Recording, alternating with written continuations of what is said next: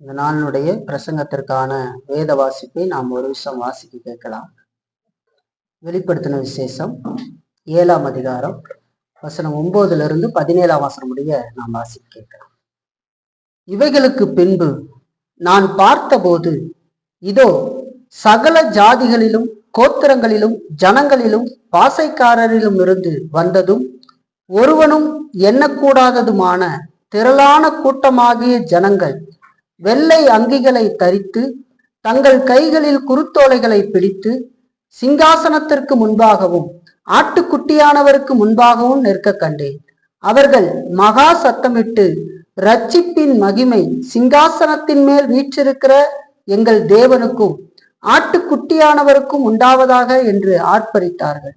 தூதர்கள் யாவரும் சிங்காசனத்தையும் மூப்பர்களையும் 4 ஜீவன்களையும் சூழ நின்று சிங்காசனத்திற்கு முன்பாக முகங்குப்புற விழுந்து தேவனை தொழுது கொண்டு, ஆமேன், எங்கள் தேவனுக்கு துதியும் மகிமையும் ஞானமும் ஸ்தோத்திரமும் கனமும் வல்லமையும் பலனும் சதா காலங்களிலும் உண்டாவதாக, ஆமேன் என்றார்கள்.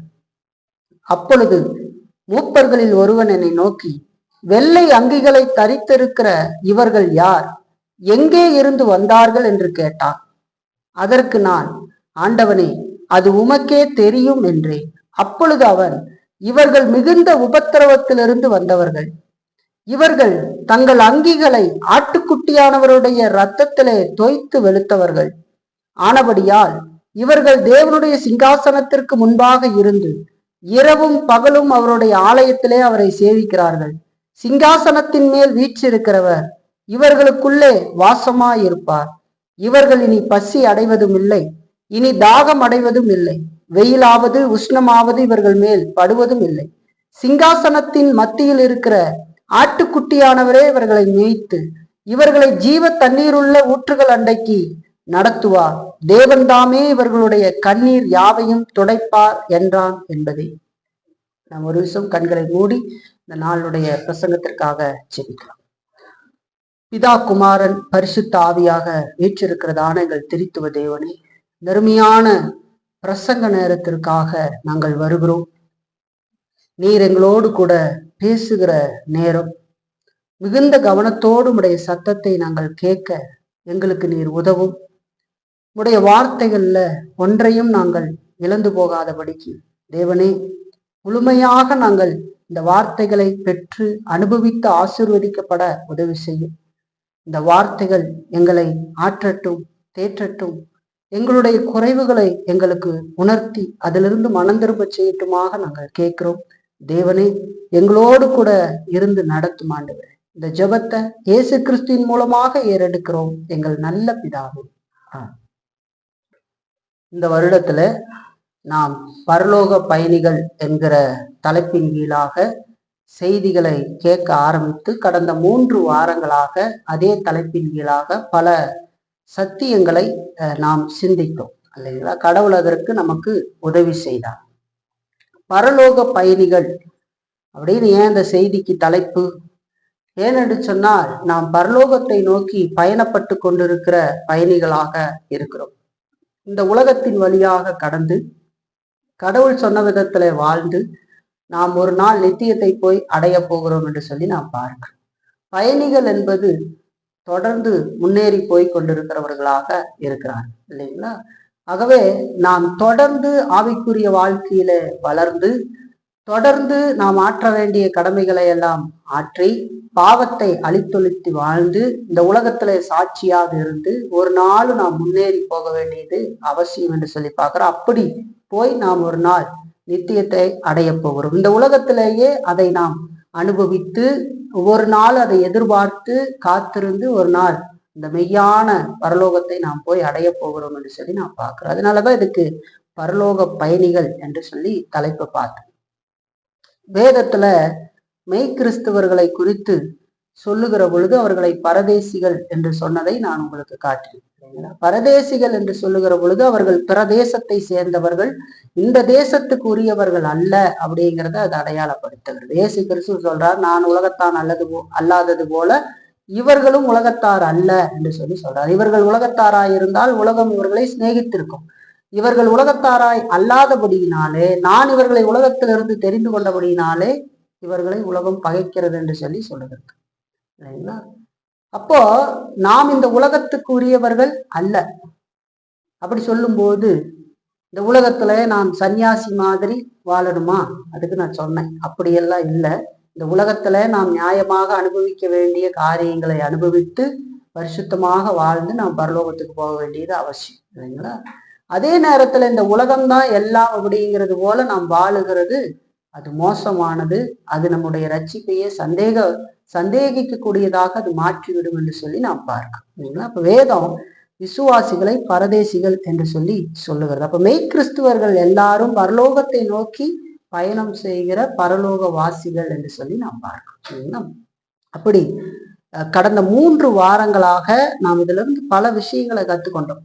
முதல் வாரத்துல நம்ம பார்த்தோம், பரலோகத்தை குறித்து பரலோக பயணிகளாக நாம் என்ன விதமான சிந்தனைகளை கொண்டிருக்க வேண்டும் என்று சொல்லி பார்த்தோம். இந்த பரலோகம் அப்படிங்கிறது, அந்த பயணங்கிறது அது விடாமுயற்சியான பயணம். விடாமுயற்சியான பயணம் என்று சொல்லுகிற பொழுது நாம் அமைதியாக ஒரு இடத்துல இருந்தா அது தானாகவே நிகழும் என்று அல்ல. நாம் இந்த உலகத்துல மேடு பள்ளமான பல காரியங்களை கடக்கிறது போல கிறிஸ்துவ வாழ்க்கையிலேயும் நாம் இன்ப துன்பங்களை எல்லாம் கடந்து நாம் அந்த பாதையில போக வேண்டியது அவசியம். பல நேரங்கள்ல இருள் சூழ்ந்தது போல காரியமாக இருக்கும். பல நேரங்கள்ல ரொம்ப இந்த உலகத்திலேயே சமாதானமா வெளியே பார்க்கிற விதத்துல நாம் இருப்போம். ஆனா இதுல ஒன்று மட்டும் நிரந்தரம், ஒன்று நிரந்தரம் இல்லை என்று சொல்றதுக்கு இல்லை. இது மாறி மாறி வரும். சில நேரங்கள்ல ரொம்ப ஆழமாக கூட இருள் சூழ்ந்தது போல நாம் போய்விடுவதற்கு கூட வாய்ப்பு இருக்கு இல்லைங்களா. ஆனாலும் நாம் பரிசுத்தவானின் விடாமுயற்சியோடு ஆண்டருடைய கிருபையில தங்கி இருந்து அந்த பாவத்தை அழித்தொழித்து எல்லா சூழ்நிலையிலும் கடவுளை பிடித்து கொண்டு நாம் நடக்க வேண்டியவர்களாக இருக்கணும்னு சொல்லி பார்த்தோம். அதோடு நம்முடைய பரலோக பயணம், அந்த புறப்படுதல் இந்த உலகத்தினுடைய நிலையற்ற தன்மையை காட்டுகிறது. இந்த உலகம் நிலையானது அல்ல. இந்த உலகம் என்றென்றைக்கும் இருக்க போகிறது அல்ல. ஒரு நாள் இந்த உலகம் அழிக்கப்பட போகுது என்று சொல்லி வேதம் சொல்லுகிறது இல்லைங்களா. ஆகவே பரலோகம் என்றென்றைக்கும் நிலையானது என்று சொல்லி வேதம் சொல்லுகிறது. அப்ப நம்மளுடைய புறப்படுதல் எதை காட்டுகிறதுன்னு சொன்னா இந்த உலகம் ஒரு நிலையற்றது அப்படிங்கிறது காட்டு இல்லைங்களா. நமக்கு எவ்வளவு வயது கூடிக்கொண்டே போகுது பாருங்க இல்லைங்களா. சின்னதுல இருந்து பல விஷயங்கள் பண்ணி இருக்கிறோம். இப்ப நம்ம ரிவர்ஸ்ல போய் எதையுமே நம்மளால செஞ்சு கொள்ள முடியாது. இந்த உலகத்துல நாம் பார்த்த பல விஷயங்களை நம்மளால மாற்ற முடியாது. எல்லாம் டெவலப் ஆயிடுச்சு இல்லையா, மாறிடுச்சு, மாற்ற முடியாது. இது இனி நடக்குமா அப்படிங்கிறது சாத்தியம் இல்லை இல்லைங்களா. ஒரு வீட்டை நான் அறிவேன். அந்த வீடு சின்ன வயசுல இருந்து அழகா ஒரு வீடு இருந்தது இல்லைங்களா. அந்த வீட்டுல அவர்கள் பிள்ளைகளாக எல்லாரும் ஓடி ஆடி விளையாண்டுக்கிட்டு இருந்த ஒரு வீடு. ஒரு சில காலகட்டத்துக்கு அப்புறம் அந்த வீட்டை போய் பார்த்தா திடீர்னு அந்த வீட்டில் இருந்த எல்லாம் மாத்தி வச்சுட்டாங்க இல்லைங்களா. திடீர்னு பார்த்தோன்னே சேக் ஆயிடுச்சு. இது அழகா இருந்த வீடாச்சு, இங்கெல்லாம் இப்படி இருந்ததே, இது இப்படி பண்ணிட்டீங்களே அப்படின்னு கேட்கும்போது அவர்கள் சொன்னாங்க, இது பண்ணியாச்சு, என்ன பண்றது அப்படின்னா. இதை மாற்றவே முடியாதே அப்படி. இல்லை மாத்திரலாம். நான் சொன்னேன் மாற்ற முடியாது, நீங்க ஆல்ரெடி அதை மாத்திட்டீங்க, திருப்பி அந்த நிலைக்கு கொண்டு வரவே முடியாது இல்லைங்களா. அப்ப என்னன்னா அதை போய் நம்ம திருப்ப அந்த இடத்துக்கு கொண்டு வர முடியாது இல்லைங்களா. அப்ப இந்த உலகத்துல எல்லாம் மாறுகிறதா இருக்குது பார்த்தீங்களா. ஒன்னொன்னு மாறிடு. இந்த இடத்துல ஒரு பில்டிங் இல்லாம இருந்திருக்கும், அங்க பிள்ளைகள் எல்லாம் விளையாடிக்கிட்டு இருந்திருப்பாங்க. திடீர்னு பார்த்தா அது பில்டிங்கா நின்றுகிட்டு இருக்கும். இந்த இடத்துல தான் நம்ம விளாண்டோம், அதனால அந்த பில்டிங்கை தகர்த்து அந்த இடத்துல மறுபடியும் கிரவுண்ட் ஆக்கி நம்ம விளாடலாமான்னு நினைச்சா அது நடக்குமா? ஒருவேளை அப்படி பண்ணினாலும் அது முதல்ல இருந்த மாதிரி இருக்குமா? இருக்காது. எல்லாம் மாறுதலுக்கு உட்பட்டதுன்னு சொல்லி பார்க்குறோம். மாறிக்கொண்டே போகும். நாங்கள் பழையதுக்கு திரும்புகிறோம் அப்படின்னு மனுஷன் சொன்னா கூட பழையதுக்கு திரும்ப முடியாது இல்லைங்களா. நாங்கள் பழையபடிக்கு மண் சட்டியில சமையல் பண்றோம்னா கூட பண்ண முடியாது, அது நடக்காது. அது மாதிரி இருக்காது இல்லைங்களா. ஏன்னா உலகம் மாறக்கூடியதாக இருக்கிறது. அவன் எல்லாம் பண்ணி பார்ப்பான், இப்படி பண்ணி இப்படி பண்ணலாம், ஆனா அது மாதிரி இருக்காதே இல்ல. அப்ப எல்லாம் மாறக்கூடியதாக இருக்கிறது இல்லையா. அப்ப இந்த உலகத்துல இருந்து நம்மளுடைய இந்த பயணம் இந்த உலகத்துடைய நிலையற்ற தன்மை கிடையாது. அது மாதிரிதான் மனுஷனும். நம்ம திருப்ப ரிவர்ஸ்ல போய் எதையுமே மாற்ற முடியாது இல்லைங்களா? நடந்தது நடந்ததுதான். அதுக்கு பின்னாடி போய் பல விஷயங்களை ஒன்றும் மாற்ற முடியாது. சரி செய்யறதுக்கு முற்படலாம், ஆனா மாற்ற முடியாது இல்லைங்களா? இப்போ ஒருத்தர்கிட்ட நம்ம ஒரு வார்த்தையை சொல்லிடுறோம்னு வச்சுக்கோங்க, அந்த வார்த்தையை நம்ம போய் ரிவர்ஸ்ல போய் என்ன கால இதுல பேக்கில் போய் மாற்ற முடியுமா? மாற்றவே முடியாது இல்லைங்களா? அதனாலதான் சொல்லுவாங்க இல்லையா, அடிச்ச அடியோட மறைஞ்சிரும், சொன்ன வார்த்தை மறக்காதுன்னு சொல்லுவாங்க இல்லையா? அது காரணம் என்ன? சொன்ன சொல். இப்ப கூட சமீபத்துல யாரோ ஒருத்தர் சொன்னாங்க, உலக மனுஷன் கோபத்துக்கு ஆயுஸ் குறையும், அந்த கோபத்துல உதிர்ற வார்த்தைக்கு ஆயுஸ் அதிகம். கோபம் சீக்கிரம் மறைஞ்சிரும், ஆனா அது உதிர்க்குது பாருங்க வார்த்தை, அந்த வார்த்தைக்கு ஆயுஸ் அதிகம். அது பல நாள் பல வருஷம் நின்று நம்மளை தொந்தரவு பண்ணிக்கிட்டே இருக்கு. இப்போ ரிவர்ஸ்ல போய் எதையுமே மாற்ற முடியாது, நம்ம மன்னிப்பு தானே கேட்குறோம். இப்போ இந்த உலகம் ஒரு நிலையற்றது என்று சொல்லி பார்க்குறோம். ஒன்று நம்ம போய்கிட்டே இருப்போம். நீங்க விரும்புறீங்களோ விரும்பலையோ அது அப்படியே கடந்து போய்கிட்டே இருக்கும். போய் ஒரு நாள் நாம் மறிப்போம். அப்போ நாம் ரட்சிக்கப்படாது இருந்தா இல்ல எங்க போவோம்னு பாரு. அப்போ ஒரு கிறிஸ்துவனுடைய புறப்படுதல் இந்த உலகத்தினுடைய நிலையற்ற தன்மை காட்டுதுன்னு பார்க்கணும். அதே போல பரலோகத்தை குறித்த ஒரு தீர்க்கமான பார்வை அது ஒரு கிறிஸ்துவனுக்கு ஆறுதலையும் சமாதானத்தையும் கொடுக்கிறது என்று சொல்லி பார்க்கணும். உலக மனிதனுக்கு அந்த மாதிரி தீர்க்கமான பார்வைன்றதெல்லாம் ஒன்றும் கிடையாது. நீங்க எதுக்காக வாழ்கிறீர்கள் இந்த உலகத்திலேன்னு கேட்டா என்னத்த சொல்லிட போறாங்க? பெருசா ஒண்ணுமே கிடையாது. எதை வச்சு சந்தோஷம் அடைஞ்சுப்பாங்க? பெரிய வீடு கட்டியா, இல்ல வயிறு நப்பா சாப்பிட்டா, இல்ல நல்ல உடைகளை வாங்கியா? உங்களுடைய இலக்கு என்ன அப்படின்னு கேட்டு பாருங்க. பிள்ளைகளுக்கெல்லாம் கல்யாணம் பண்ணி வச்சிடணும், எங்க பிள்ளை இந்த மாதிரி ஏதாவதுன்னு சொல்லுவாங்க. வேற ஒன்றும் இலக்கு கிடையாது. கடைசியாக அவர்களுடைய வயதான காலத்துல நாம் வாழ்ந்த வாழ்க்கை எப்படிப்பட்டதுன்னு அவங்க திரும்பி பார்க்கிற பொழுது அங்க மிகுந்த பயமும் மிகுந்த வேதனையும் மிகுந்த துக்கமும் தொண்டை அடைக்கும். காலமெல்லாம் ஓடிக்கிட்டே இருந்தனே, ஆனா என்ன இலக்குனே தெரியாம ஓடிக்கிட்டு இருந்தனே அப்படின்னு நிற்பாங்க. ஆனா கிறிஸ்துவர்களுக்கு அப்படி இல்லை. நாம் புறப்பட்ட பயணம் ஒரு நாள் பரலோகத்தை போய் அடைய போகிறோம், ஆண்டவரோடு என்றென்றைக்கும் நித்தியத்தில் இருக்க போகிறோம். அது மனமகிழ்ச்சியான காரியம் என்று சொல்லப்படும். அதற்காக நாம் இந்த உலகத்துல இழக்கிற நஷ்டங்கள் எல்லாம் நமக்கு லாபம் என்று சொல்லப்படுகிறது இல்லைங்களா? பவுல் சொல்றாரு இல்லையா, நான் குப்பையும் நஷ்டமுமாக எண்ணுகிறேன், கிறிஸ்துவை அறிகிற அறிவின் மேன்மைக்காக. அப்போ ஒரு கிறிஸ்துவனுக்கு தீர்க்கமான பார்வைங்கிறது சமாதானத்தை கொடுக்கும். யாருக்கு தெரியுமா ரொம்ப துக்கம்? பரலோகத்தை குறித்து சிந்திச்சு பார்க்காதவங்க. பரலோகம்னு சொல்லும் போதே நான் சொன்னேன், இயேசு கிறிஸ்துவோடு வாழ்ற வாழ்க்கை இல்லைங்களா? அதை நம்ம பார்த்தோம் முதல் வாரத்துல. ரெண்டாவது வாரத்துல கூட நம்ம பார்த்தோம். பரலோகத்தை குறித்து அதிகம் சிந்திக்காமல் இருப்பதற்கான காரணம் என்னன்னு பார்த்தோம். நாம் உலக சிந்தனையில கட்டப்பட்டு இருக்கிறபடினால, அதிகமாக கட்டப்பட்டு இருக்கிறபடினாலே நாம் பரலோகத்தை குறித்து சிந்திக்காமல் இருக்கோம். இங்க என்ன பண்றது, இங்க என்ன செய்யணும்னு சிந்தனையினாலேயே அநேகமாக நாம் கடவுளை தேடாமல் இருக்கிறோம்னு சொல்லி பார்க்கிறோம். அதே நேரத்துல பரலோகத்தை குறித்து நாம் அதிகமாக சிந்திப்பதால் நாம் அடைகிற ஆதாயம் என்ன என்று சொல்லி பார்த்தோம். இந்த ஆதாயம் நாம் அந்த ரட்சிப்பை இழந்து போகக்கூடாது, அதாவது ரட்சிப்பை இழந்து போகக்கூடாது, பரலோகத்தை இழந்து போகக்கூடாது. ரட்சிப்பு இழக்க முடியாது, பரலோகத்தை இழந்து போகக்கூடாது அப்படிங்கிற அந்த சிந்தனை நமக்கு வரும். அது நம்ம எச்சரிக்கைப்படுத்தும். நம்ம இந்த உலகத்துல பலவிதமான காரியங்களை இழக்கிறோம், ஆனா பரலோகத்தை ஒருவன் இழந்தான்னு சொன்னால் அது பெரிய நஷ்டம் என்று சொல்லி பார்க்கிறோம் இல்லைங்களா? இப்ப பரலோகத்தை நாம் இழந்து போகாதபடிக்கு அது நம்ம எச்சரிக்கை. நாம் ஆண்டவரை குறித்து பரலோகத்தை குறித்து சிந்திக்கிறது. இப்போ இதெல்லாம் நம்ம பார்த்தோம். கடந்த வாரத்துல பரலோகத்தை அடைந்தவர்களுடைய அளவு கடந்த மகிழ்ச்சியை குறித்து நாம் சிந்தித்தோம். அதாவது பரலோகத்தை அடைந்தவர்கள் பெற்றிருக்கிற விடுதலையையும் மகிழ்ச்சியும் நாம் பார்க்க ஆரம்பிச்சோம்.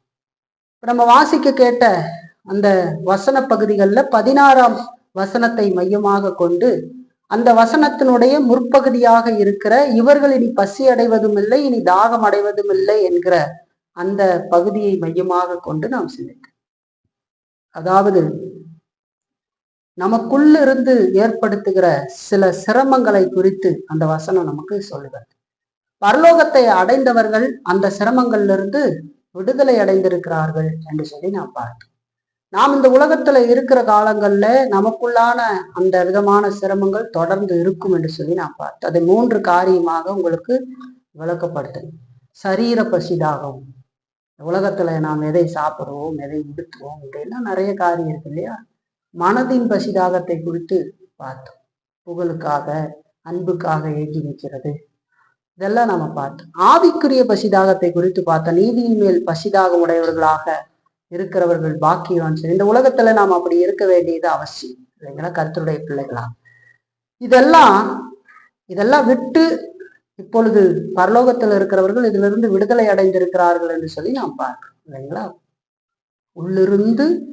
நமக்குள்ளிருந்து ஏற்படுத்துகிற சிரமங்கள்ல இருந்து அவர்கள் விடுதலையாகி இப்ப பரலோகத்துல இருக்கிறாங்க. இன்றைக்கு நமக்கு வெளியிலிருந்து வருகிறதான சிரமங்களை குறித்து பார்க்க போறோம். நமக்குள்ளேயே ஏற்படுகிற சிரமம் இந்த உலகத்துல இருக்கு, அதே போல நமக்கு வெளியிலிருந்து வருகிற சிரமங்களும் இருக்கிறது இல்லைங்களா. அதை குறித்து தான் இந்த வசனத்தினுடைய பிற்பகுதி சொல்லுகிறது. வெயிலாவது உஷ்ணமாவது இவர்கள் மேல் படுவதும் இல்லை என்று சொல்லி சொல்லுங்க. இந்த வெளியிலிருந்து வருகின்றதான சிரமங்களை இப்பொழுது பரலோகத்தை அடைந்தவர்கள் அதிலிருந்து விடுதலையாக்கப்பட்டிருக்கிறார்கள் என்று சொல்லி பார்க்கிறோம். ஆனா அந்த உலகத்தில் இருக்கிற பரிசுத்தவான்கள், தேவனுடைய பிள்ளைகள் அந்த விதமான சிரமங்களை தொடர்ந்து இந்த உலகத்துல எதிர்கொள்ள வேண்டி இருக்கும் என்று சொல்லி நாம் பார்க்கிறோம். அதைத்தான் நம்ம இன்னைக்கு பார்க்க போறோம். நமக்கு வெளியிலிருந்து வருகிறதான சிரமங்கள். இந்த வசனம் சொல்லுது, வெயிலாவது உஷ்ணமாவது இவர்கள் மேல் படுவதும் இல்லை என்று சொல்லி. கொஞ்ச நாள்ல 2-3 மாதங்களுக்கு முன்பதாக வெயில் காலம் வரும். இந்த வெயிலை பத்தி நல்லா உணர்ந்து அந்த வெயில்ல போய் வந்தவங்களுக்கு இந்த வசனத்தை புரிஞ்சுக்கிறது கஷ்டமா இருக்காது. வெயிலுடைய தாக்கத்தை நாம் பார்த்தோம்னு சொன்னா அது பயங்கரமா சுட்டெரிக்கிறதாக, நமக்கு பயங்கரமான ஒரு சூட்டை கொடுக்கக்கூடியதாக. உஷ்ணம்னு சொன்னா சூடு, இந்த வெப்பம் தகிக்கிறது, அந்த விதமான ரொம்ப ஒரு காரியத்தை அது செஞ்சிடும் இல்லைங்களா. அப்படி சுடுகிறதாக இருக்கும் இல்லைங்களா, வெளியிலிருந்து ஏற்படுத்துகிற தொந்தரவாக அது இருக்கும். ஆண்டவர் இங்க சொல்றாரு, வெயிலாவது உஷ்ணமாவது இவர்கள் மேல் படுவதும் இல்லை என்று சொல்லுது. இதனுடைய உள்ளான அர்த்தம் என்னன்னு சொன்னா, தேவனால் ஆசீர்வதிக்கப்பட்ட மக்கள் வெளியிலிருந்து வருகிறதான எல்லா விதமான தீமையினாலும் பாதிப்படைய மாட்டார்கள் அப்படிங்கிறதான் காட்டுது. அதாவது பாதிப்படைய மாட்டாங்கன்னா பரலோகத்தில் இருக்கிற மனிதர்கள், இப்பொழுது இங்கிருந்து போனவங்க எந்த விதமான தீமையினாலும் பாதிப்படைய மாட்டார்கள். மகிமை அடைந்த விசுவாசிகளை பரலோகத்தில் இருக்கிறதான எந்த விதமான காரியமும் சிரமத்திற்கு ஆளாக்காது என்று சொல்லி பார்க்கிறேன். ஏன்னு சொன்னா, விசுவாசிகள் இப்ப முழுவதுமாக மகிமை அடைந்திருக்கிறபடினால எதுவுமே அவர்களை பாதிக்காது. இந்த உலகத்துலதான் அதெல்லாம் பாதிக்கும் இல்லைங்களா, ஆனா பரலோகத்துல அதெல்லாம் பாதிக்காது என்று சொல்லி பார்க்க. அப்ப தேவனால் ஆசீர்வதிக்கப்பட்ட மக்கள் வெளியிலிருந்து வருகிறதான எந்த விதமான தீமையினாலும் பாதிப்படைய மாட்டார்கள், அதாவது பரலோகத்துல இருக்கிறவங்க. ஆனா இந்த உலகத்துல இருக்கிறவர்களுக்கு அந்த தீமை இருக்கு. அத 3 காரியமாக நான் உங்களுக்கு சொல்றேன். அது என்ன விதமான தீமைகள் எல்லாம் வெளியிலிருந்து வருகிற தீமைகளாக இருக்கும் என்று சொல்லி நான் பார்க்கிறேன். 1 சரீர உஷ்ணங்கள், 2 சோதனையின் உஷ்ணங்கள், 3 உபத்திரவ உஷ்ணங்கள் என்று சொல்லி இதை 3ஆக பிரித்து நம்ம பார்த்திட முடியும்.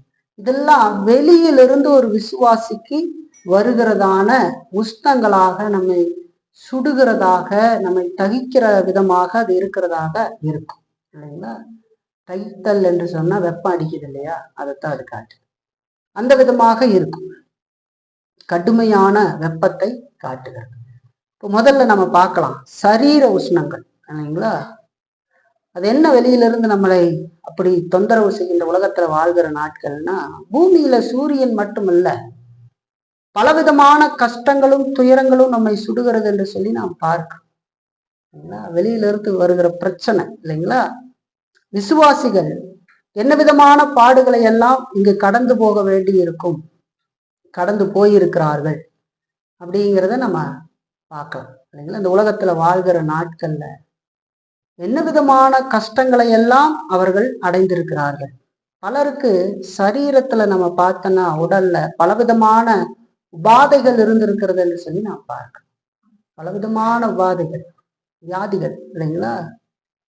இடைவிடாத நோயினால தொந்தரவு அடைகிறாங்க இல்லைங்களா?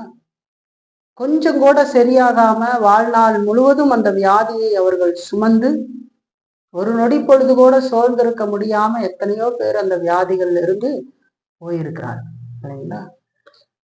நம்ம நினைக்க கூடாது கிறிஸ்துவர்கள் ஆகிவிட்டா நமக்கு வியாதியே வராது அப்படின்னு நினைக்க கூடாது இல்லைங்களா? எத்தனையோ நல்ல கிறிஸ்தவர்கள் கேன்சரால் பாதிக்கப்பட்டு மரித்திருக்கிறார்கள்.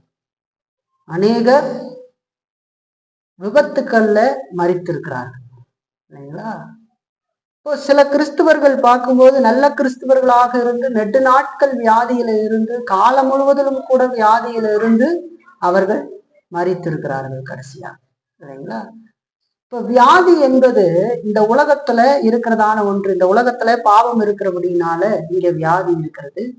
அந்த வியாதியிலிருந்து அதை தொடாமல் கடந்து போகிற மனிதன் ஒருவனும் இல்லை. அப்படி சொல்றவ பொய் சொல்றான்னு அர்த்தம் இல்லைங்களா? எல்லாருக்கும் வியாதி வரும். நம்ம ஆண்டவருடைய உதவியை நாடி ஜெபிக்கிறோம், ஆண்டவர் சுகம் கொடுக்கிறாரு. ஆனாலும் சிலருக்கு காலம் முழுவதும் அந்த வியாதி இருக்கிறதுக்கு கூட கடவுள் அனுமதித்திருக்கிறார் இல்லைங்களா? அது அவருடைய சித்தத்தின்படி என்ன நோக்கமோ அதற்காக அனுமதித்திருக்கிறார். அதனால கடவுளை தேடுறதுங்கிறது நோய்க்காக தேடுறது, அதுக்கும் மேலான ஒரு காரியத்துக்காக தேடுகிறது. பரலோக வாழ்வு, ஆத்மீக விடுதலைக்காக நாம் கடவுளை தேடுகிறது, நோய்க்காக தேடுகிறது. இந்த மனிதர்கள் பாருங்க, இப்ப ஒரு ரட்சிக்கப்பட்ட கிறிஸ்துவன் ரட்சிக்கப்பட்டதுக்கு பின்பதாக அவன்ல இந்த நோய், ஒரு விதமான நோய்கள் வந்து விடுகிறது. அவன் அந்த நோயோடவே வாழுகிறான். வாழ்ந்து அவன் மரணத்தை சந்திக்கிறான் என்று வைத்துக் கொள்ளுங்க. ஒரு குறிப்பிட்ட காலத்திலேயே அவன் கண்ணை மூடினோடனே அவனுடைய ஆத்மா பரலோகத்துல இருக்கும் இல்லைங்களா? அதே நேரத்துல இந்த உலகத்துல நெடு நாட்கள் அந்த விதமான பெரிய வியாதிகள் இல்லாமல் இருந்து வாழ்ந்து ரொம்ப நாள் வாழ்ந்து ரசிக்கப்படாம இருந்த ஒருத்தர் செத்தான்னா அவன் நரகத்துக்கு போய் அடைவான் என்று சொல்லி பார்க்க. பெரியாரை குறித்து எத்தனை பேர் கேள்விப்பட்டிருக்கிறீங்கன்னு எனக்கு தெரியல. தமிழ்நாட்டுல கடவுள் மறுப்பாளர். அவர் அதிக வயது வாழ்ந்த மனிதர் இல்லைங்களா? நோயில தான் வாழ்ந்தாரு, ஆனா அதிக வயது வாழ்ந்தாரு. இப்போ அவரை குறித்து பேசுகிறவர்கள் எல்லாம் என்ன சொல்லுவாங்க அப்படின்னு சொன்னா, கடவுள் இருக்குன்னு சொன்னவன் சீக்கிரமா இறந்துட்டான், கடவுளே இல்லைன்னு சொன்னவன் அதிக வயது வரைக்கும் வாழ்ந்திருக்கிறான்னு சொல்லுவாங்க பெருமை. ஆனா அதிக வயது வாழ்ந்து கண்ணை மூடினோடனே இந்த மனிதன் நரகத்துக்கல்லவா போவான். வேதம் அப்படித்தான் சொல்லுது இல்லைங்களா? ஆனா குறுகிய காலம் இந்த உலகத்துல வாழ்ந்தாலும் கூட ரட்சிப்பு அடைந்திருக்கிறவன் பரலோகத்தை அடைவான்னு சொல்லி நான் பார்க்கிறேன். இப்ப இங்க சரீர உஷ்ணம், பலவிதமான உபாதைகள் இருக்கு. இடைவிடாத நோய்கள்னால தொந்தரவுகளை அனுபவிக்கிறார்கள். அதாவது அநேக விசுவாசிகள் இந்த உலகத்துல கொஞ்ச காலமாவது சரீரப்பாடு இல்லாமல் ஓய்ந்திருக்க முடியாம ரொம்ப அப்படியே வியாதியிலே இருந்து போயிருக்கிறவர்களை நாம் பார்க்க முடியும் இல்லைங்களா? அதெல்லாம் நமக்கு இந்த உலகத்துல ஏற்படுகிற உஷ்ணங்கள் தான், வெளியிலிருந்து வருகிற உஷ்ணங்கள். நாம் நினைப்போம் நமக்கு வியாதி இல்லாமல் இருந்தா நமக்கு வியாதி இல்லை, நமக்கு ஒரு காய்ச்சல் தலைவலி வருது, சின்னதா ஒரு அடி கொடுது அப்படின்னு நினைக்கிறோம். ஆனா சிலரையெல்லாம் பார்க்கிற பொழுது நமக்கு அப்படியே மனம் பதபதைக்கிற அளவுக்கு இருக்கும். இந்த வியாதிகள்ல பல இடத்துக்கு போயாச்சு, பல மாத்திரைகள் சாப்பிட்டாச்சு, பல டாக்டர்களை பார்த்தாச்சு, இந்த வியாதியை கண்டுபிடிக்கவே முடியல, என்ன வியாதினே தெரியல அப்படின்னு சொல்றவங்களா இருக்கிறோம். வருஷ கணக்குக்கு லட்ச கணக்குக்கு மேல செலவழிக்கிறவர்கள், வாழ்க்கையில பலவிதமான துன்பங்களை அனுபவித்துக் கொண்டிருக்கிறவர்கள், நல்ல கிறிஸ்தவர்களாக இருந்தும் கூட அப்படி அனுபவிக்கிறாங்க. அது வெளியிலிருந்து வருகிற பயங்கரமான உஷ்ணம் இல்லைங்களா? அது பரலோகத்துல இல்லை அப்படின்னு சொல்லி பார்க்கறீங்களா? அது மட்டும் இல்ல, தேவனுடைய பிள்ளைகள்ல இன்னும் பலர் வேறு விதமான பாடுகள்லையும் ஓயாம, அந்த விதமான வேறு விதமான பாடுகள்லையும் அவங்க ஓயாம போராட வேண்டியது இருக்கிறது இந்த உலகத்துல. சரீர சம்பந்தமான பாடுகள். சிலர் ஏழ்மையினால துன்புறுத்தப்படுறாங்க. காசு இல்லாம இருக்கிறது இல்லைங்களா? பண வசதி இல்லாம ரொம்ப கடுமையாக பாடுபட்டு உழைக்க வேண்டியதாக இருந்த போதிலும், அப்படி அவங்க உழைத்தும் கூட கொஞ்சமான ஆகாரம் தான் கிடைக்குது. கிழிஞ்ச உடைகளோடு கூட இருக்கும்படியான துன்பங்களை அவர்கள் கடந்து போகும்படி தேவன் அவர்களுக்கு குறித்திருக்கிறார். எத்தனையோ பேர் இந்த உலகத்துல கிறிஸ்துவர்களாக இருக்கிறவர்கள், கிறிஸ்துவர்கள் அல்லாதவர்கள் ஒரு புறம் கிடக்குறாங்க, கிறிஸ்துவர்களும் கூட அந்த பாதையில கடந்து போகிறாங்க. கிறிஸ்துவ ஆகிவிட்ட உடனேயே ஆண்டவர் வானத்தை புத்துக்கிட்டு எல்லாம் ஆசீர்வாதத்தை கொடுத்துருவாரு, இந்த உலக ஆசீர்வாதத்தை நினைக்க கூடாது இல்லைங்களா? ஏழ்மையாக இருந்து போனவர்களும் இருக்கிறார். வெளியிலிருந்து வருகிற கிறிஸ்து. இங்க இதுதான் பிரச்சனையே. இயேசுகிட்ட வந்துட்டா 10 விரலுக்கு 10 மோதிரம், கழுத்துல சவரம், இந்த இது அது என்ன சவரங்கிற பாருங்க, அது என்ன தங்க இது, இப்படி எல்லாம் போட்டுக்கிட்டு ஜெய் ஜாலியா வந்து பாருங்க, கடவுள் நான் ஒரு காலத்துல பிச்சைக்காரனா இருந்தேன், இப்பொழுது என் சட்டையை பாருங்க, என்னுடைய நகைகளை பாருங்க, வீட்டை பாருங்க, இதுதான் நான் சாட்சி சொல்றதுன்னு நினைச்சுக்கிறாங்க இல்லைங்களா? அதனால என்ன நினைக்கிறாங்க, இதெல்லாம் இருந்தாதான் அப்படின்னு நினைச்சுக்கிட்டு வாழ்றாங்க, அதை நாடி போறாங்க. அது கிடைக்கல அப்படிங்கிற பொழுது இவன் ஏதோ தவறு செஞ்சிருக்கிறான், அதனாலதான் இவன் தரித்திரமா இருக்கிறான். நாங்க பார்த்தீங்க கடவுளுக்காக வாழ்றோம், அதனாலதான் எங்களை கடவுள் ஆசீர்வச்சிருக்கிறார், வீடு கொடுத்துருக்கிறாரு, கார் கொடுத்துருக்கிறார். நீ ஒரு தரித்திரமாட்டம் இருக்கிற, அதனாலதான் நீ கடவுளையே தேடுறதில்ல, அதனாலதான் உனக்கு என்ன கிடைக்கல, ஒண்ணுமே கிடைக்க மாட்டேங்குது அப்படின்னு நினைக்கிறேன். வேதத்துல ஆண்டவர் உவமையா ஒரு காரியம் சொன்னாரே, பார்த்துருக்கீங்களா? 2 மனிதர்கள் இருந்தாங்க, ஒருத்தன் தரித்திரன், ஒருத்தன் ஐஸ்வர்யவான். தரித்திரன் ஐஸ்வர்யவானுடைய மேஜையிலிருந்து விழுகிற பருக்கியை பொறுக்கி திங்கிறதுக்கு ஆசையா இருந்தான்னு சொல்லு. அவன் உடம்புல நோய் இருந்ததுன்னு சொல்லு.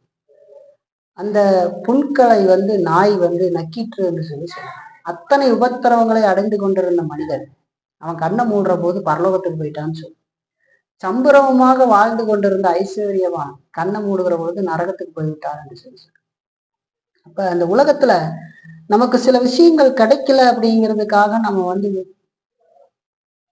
உடனே கடவுள் நம்ம இடத்துல இல்லை அப்படின்னு நினைக்கிற சிந்தனைக்கு போகக்கூடாது. ஏன்னா இங்க அந்த விதமான உஷ்ணங்கள் இருக்குது, வெளிப்பிரகாரமான உஷ்ணங்கள். அதுக்கு நம்ம கடவுளுக்கு நன்றி சொல்லணும். மிகுதியா கொடுத்து கடவுள் யாருன்னு கேட்கற அளவுக்கு நம்ம போயிடக்கூடாது இல்லையா? கொஞ்சம் கம்மியாவே கொடுங்க. சில நேரங்கள்ல சிலது கிடைக்காது இருக்கிறதே நமக்கு நல்லதுதான் இல்லைங்களா? அது வேதமும் சொல்லுது இல்லைங்களா? அதனால நமக்கு கிடைக்கல அப்படின்னு சொல்லி நம்ம கவலைப்படக்கூடாது. அதெல்லாம் இந்த உலகத்துல இருக்கிற விஷயம். கடவுள் கொடுத்தாருன்னா நன்றி, கொடுக்கலையா அதுவும் ஒரு நோக்கமா தான் இருக்கு. நம்முடைய தெருக்குள்ள இருந்து எங்கேயாவது மாறிடுச்சுன்னா என்ன பண்றது? அதையாவது கொடுத்து, ஒரு பெரிய வீடு கொடுத்து, பெரிய சோஃபா எல்லாம் கொடுத்து, பெரிய கார் கொடுத்து, எல்லாம் எடுத்து பார்த்துட்டு கொஞ்சம் படுத்த உடனே நல்ல பெட்டில எல்லாம் படுத்து பாருங்க, எந்திரிக்கவே மாட்டேங்குது. நல்லா சொகுசா தூக்கம் வந்துகிட்டு இருக்கும். பெட்டில் படுத்திக்கலாம், தரையில படுத்து பாருங்க, காலையில நல்லா தூக்கம் எந்திரிச்சிக்கலாம் இல்லைங்களா? சிலது கிடைக்காது இருக்கிறதே நல்லதுதான் இல்லைங்களா? இப்ப சிலர் இந்த உலகத்துல இந்த விதமான உஷ்ணங்கள், பலர் ஏழ்மையினால துன்புறுத்தப்படுறாங்க. கடுமையா பாடுபட்டு உழைக்க வேண்டியதாக இருந்தாலும் கூட அவர்கள் குறைவான ஆகாரத்தையும் கிழிந்த உடைகளையும் இருக்கும்படியான துன்பத்துக்குள்ளாக கடந்து போகும்படி தேவன் கொடுத்திருக்கிறார் சரிங்களா? இன்னும் சிலர் குழந்தை பருவத்திலேயே ஏழ்மையை அனுபவிக்கிறவர்களாக இருந்திருப்பார். சின்ன பிள்ளைகள்ல இருந்தே அவங்க துன்பத்தை கடுமையாக அனுபவித்து கொண்டு வருவார். அப்பா அம்மா ரொம்ப ஏழையா இருந்தாங்கன்னு வச்சுக்கோங்க, நிறைய விஷயம் கிடைக்காது. பிள்ளைகள் எல்லாம் பாருங்க, நல்லா வசதியா இருக்கிற பிள்ளைங்க நல்லா படிக்கிறதுக்கு பார்க்கும். ஆனா ஏழை வீட்டு பிள்ளைங்க சாப்பிட்றதுக்கே சிரமமாக இருக்கும். நல்லா இருக்கிற பிள்ளைங்க வாரத்துல 4 நாள் கறி குழம்பு வச்சா இவன் மாசத்துல ஒரு நாள் ஒரு காக்கெல்லாம் வாங்கி குழம்பு வைக்கிறதே சிரமமா இருக்கும் இல்லைங்களா? அந்த விதமான பலவிதமான துன்பங்களை அனுபவிப்பாங்க. நல்ல ட்ரெஸ் போட்டுக்க முடியாது, நல்ல செப்பல் போட முடியாது இல்லைங்களா? எதுவுமே கிடைக்காது. இந்த உலகத்துல மற்ற பிள்ளைகள் அனுபவிக்கிற பல விஷயங்களை அனுபவிக்கவே முடியாது. அப்படி கூட பலர் துன்பப்பட்டு கடந்து போகிறார்கள் என்று சொல்லி நான் பார்க்க. சிறு வயதிலிருந்து அப்படி வளர்ந்தும் போறாங்க. இன்னும் சில விசுவாசிகள் தங்களுக்கு பிரியமானவர்களை அடுத்தடுத்து பறிகொடுக்கிற அந்த துன்பத்துக்குள்ளாக போறாங்க.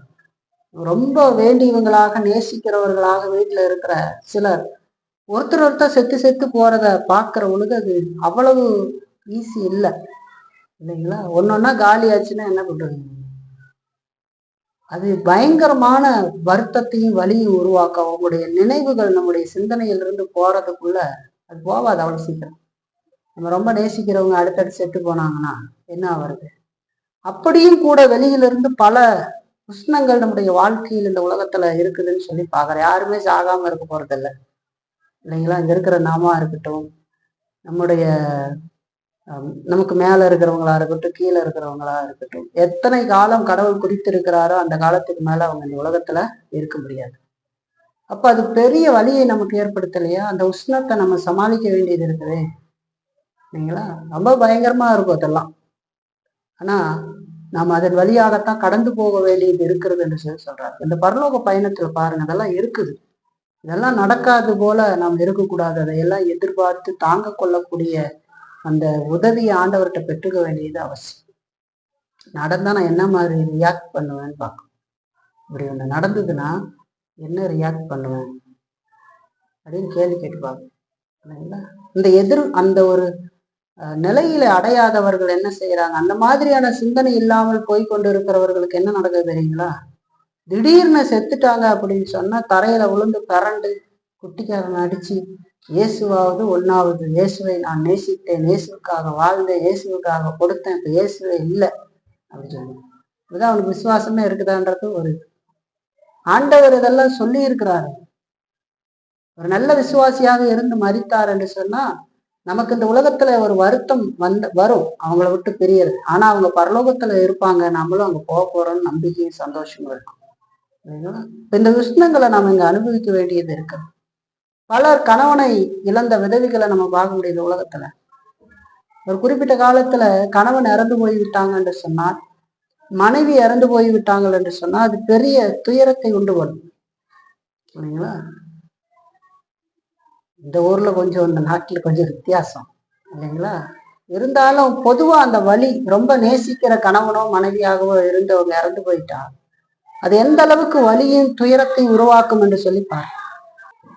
இப்ப பாருங்க, கணவனை இழந்த விதவிகளுடைய நிலைமை எவ்வளவு மோசமா இருக்குன்னு சொல்லி பாருங்க. குடும்பத்தை ரன் பண்ண முடியாது. பிள்ளைகளை பெத்து வைத்திருந்தார்கள் என்று சொன்னா பிள்ளைகளை எங்க கொண்டு போய் வளர்க்கறது? எப்படி அவங்களால வாழ முடியும் பாருங்க. இல்ல, பிள்ளைகள் ரெண்டோ ஒன்றோ இருக்குதுன்னு வச்சுக்கோங்க, கணவன் இறந்து போய்விட்டான், எதுக்கும் போக முடியாம பிடிக்க முடியாம எப்படி அதை சரி செஞ்சு போறது? ஒரு பெரிய உபத்திரம் இல்லைங்களா? ஆனாலும் அதை கடந்து போக வேண்டியது இருக்கு. அப்பாவை இழந்த பிள்ளைகளுடைய துயரத்தை பாருங்க. சிறு வயதிலேயே அப்பா இறந்து போயிடுவாங்க. இந்த பிள்ளைகள் வளருகிற பொழுது ரொம்ப கஷ்டத்தோட தான் வளரும் இல்ல, புத்தி சொல்றதுக்கு யாரும் இல்லாம இல்ல, இப்படி வளரும். கஷ்டம். எங்க போனாலும் முதல்ல கேட்பாங்க, அப்பா என்ன பண்றாரு?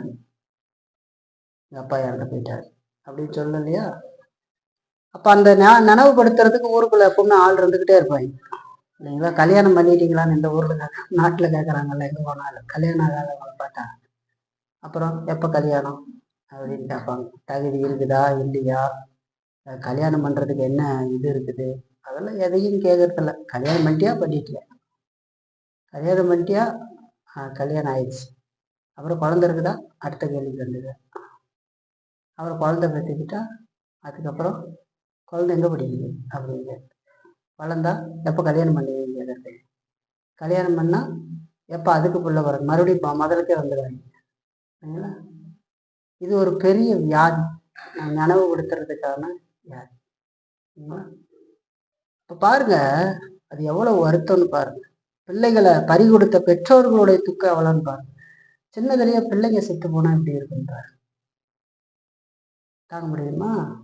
ஆனா நமக்கு தாவீதுடைய பிள்ளை செத்து போயிட்டு பார்க்கணும் இல்லைங்களா? தாவீது பிள்ளை வியாதியா கிடக்கும்போது ஜெபம் பண்றாரு. பிள்ளை செத்ததுக்கு அப்புறம் எந்திரிச்சு எண்ணெயெல்லாம் பூசிக்கிட்டு சாப்பிட்றதுக்கு போறாரு.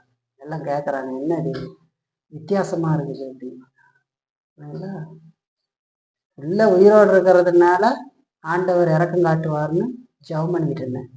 பிள்ளையே செத்து போயிடுச்சு, இனிமே நான் அப்படி இருந்து என்ன பண்ண போறேன்? அவ்வளவுதான், நீ திருப்ப அது என்னிடத்தில் வராது, நான் வேணா அதை இடத்துல போகலாம் அப்படின்னு சொல்றேன் சரிங்களா? அப்போ அது பெரிய துயரம் இல்லையா? பிள்ளைகளை பறி கொடுக்கிற துயரம். அது மாதிரி தாவீது மாதிரி எல்லாரும் இருந்துட முடியுமா? இருக்க முடியாது. நம்ம அப்படி இருக்க முடியுமா? கேள்வி கேட்டு பாருங்க. இப்பெல்லாம் நல்லா இருக்கிறதுனால அப்படி உட்காந்துருப்பீங்க, நடந்ததுன்னா தெரியும் எவ்வளவு பயங்கரமா இருக்கும் இல்லையா? ஆனா அதையும் இந்த உலகத்துல அந்த விதமான உஷ்ணங்களையும் நம்ம கடந்து போக வேண்டியது இருக்கும்னு ஆண்டவர் சொல்றார் இல்லைங்களா. இதெல்லாம் இந்த உலகத்துல நம்ம சந்திக்கிற பிரச்சனைகள், உஷ்ண தாக்கங்கள் என்று சொல்லி பார்க்கணும். இதெல்லாம் சரீர சம்பந்தமா வெளியிலிருந்து வந்து நம்மளை தொந்தரவு கொடுக்கிறது. ஆனா இதெல்லாம் பரலோகத்தை அடைந்தவர்களுக்கு இல்லையா. அது எவ்வளவு சந்தோஷமான இடம்னு பாரு, மகிழ்ச்சி நிறைந்த இடம். இந்த மாதிரி இல்லை. இந்த மாதிரி வருத்தத்தோட தரித்திரமா பிள்ளைகளை இழந்திருக்கிறது, கணவனும் மனைவியுமா கணவன் இறந்தோ அல்லது மனைவி இறந்தோ இருக்கிறது, ஏழ்மையில இருக்கிறது, இதெல்லாம் இல்லை இல்ல. அங்க இல்லை, பரலோகம் சந்தோஷமானது. அப்ப அது எவ்வளவு நம்ம வாங்கிட்டு முன்னேறணும்னு பாரு. எந்த அளவுக்கு அந்த இடத்த நம்ம நினைச்சு பார்க்கணுங்க. ஆனா மனுஷன் இங்க இருக்கிறதுலதான் குறியா இருக்கிறான் இல்லைங்களா, பாவம் நிறைஞ்ச மனுஷன். இன்னும் சில பிள்ளைகள் இப்ப மறிக்கிறது மட்டும் இல்ல, சில பிள்ளைகள் நன்றி கெட்டத்தனமா நடந்து பெற்றோர்களுக்கு மன உளைச்சலை உண்டாக்குங்கிறவர்கள் இருக்காங்க, தெரியுங்களா, இருக்காங்க. செத்து போன பிள்ளைகளை விட, அவங்க கொடுத்த துன்பத்தை விட பக்தி இல்லாத பிள்ளைகளால் வருகிற துன்பங்கள் பெற்றவங்களுக்கு மிகுந்த வலியை உருவாக்கும் சொல்லிப்பாங்க. ஒரு கிறிஸ்துவ குடும்பத்துல பிறந்து அவன் இயேசுவை விசுவாசிக்காமல் இருந்து நன்றி கெட்டத்தனமாக ஒருவன் வாழ்வான்னு சொன்னா அது எவ்வளவு பெரிய வலியை அந்த பெற்றவர்களுக்கு கொடுக்கும் என்று சொல்லிப்பாரு. இல்லைங்களா, நினைச்சு பார்க்கணும். இருந்து இயேசுவை விசுவாசிச்சு வாழ் இல்லைங்களா, அது பெரிய வலியை கொடுக்கும். சின்னதுல இருந்து பார்த்து வளர்த்தி பிள்ளை நல்ல விதத்துல வரணும் அப்படின்னு நினைச்சு வளர்த்துக்கிற பொழுது அவன் நன்றி கெட்டு போய் கடவுளை பார்க்காம விசுவாசிக்காம இருந்துட்டான்னு வச்சுக்கோங்க, கடவுள் தான் நடத்துறாரு. ஆனா அப்படி நடக்கும் பொழுது அது எவ்வளவு வலியை உண்டாக்கும்னு சொல்லி பாரு இல்லைங்களா.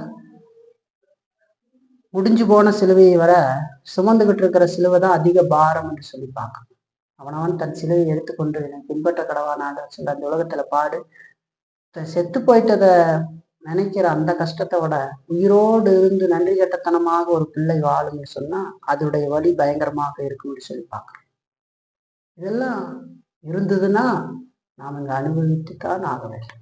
அதெல்லாம் நம்ம கடந்து போகவே முடியாது.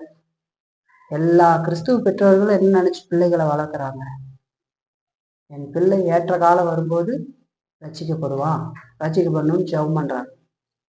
ஆனா ரட்சிப்பு யாருடையது? கர்த்தருடையது. ரட்சிப்பு ஒரு மனுஷனுக்கு கடவுள் தான் கொடுக்கிறார். அதற்கு அந்த மனிதன் கடவுளுடைய வார்த்தைக்கு கீழ்ப்படிந்து ஆண்டவரை நோக்கி பார்க்க வேண்டியது அவசியம் என்று சொல்லி பார்க்க. ரட்சிப்பு தானா வீடு தேடி வந்து கதவை தட்டாது.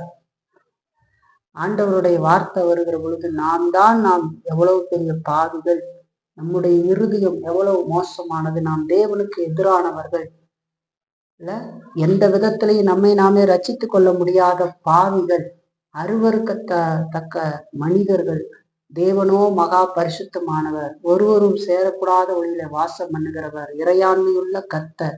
அவர் நம்மை அழிக்கிறதுக்கு மட்டுமே எல்லா காரியமும் உண்டு.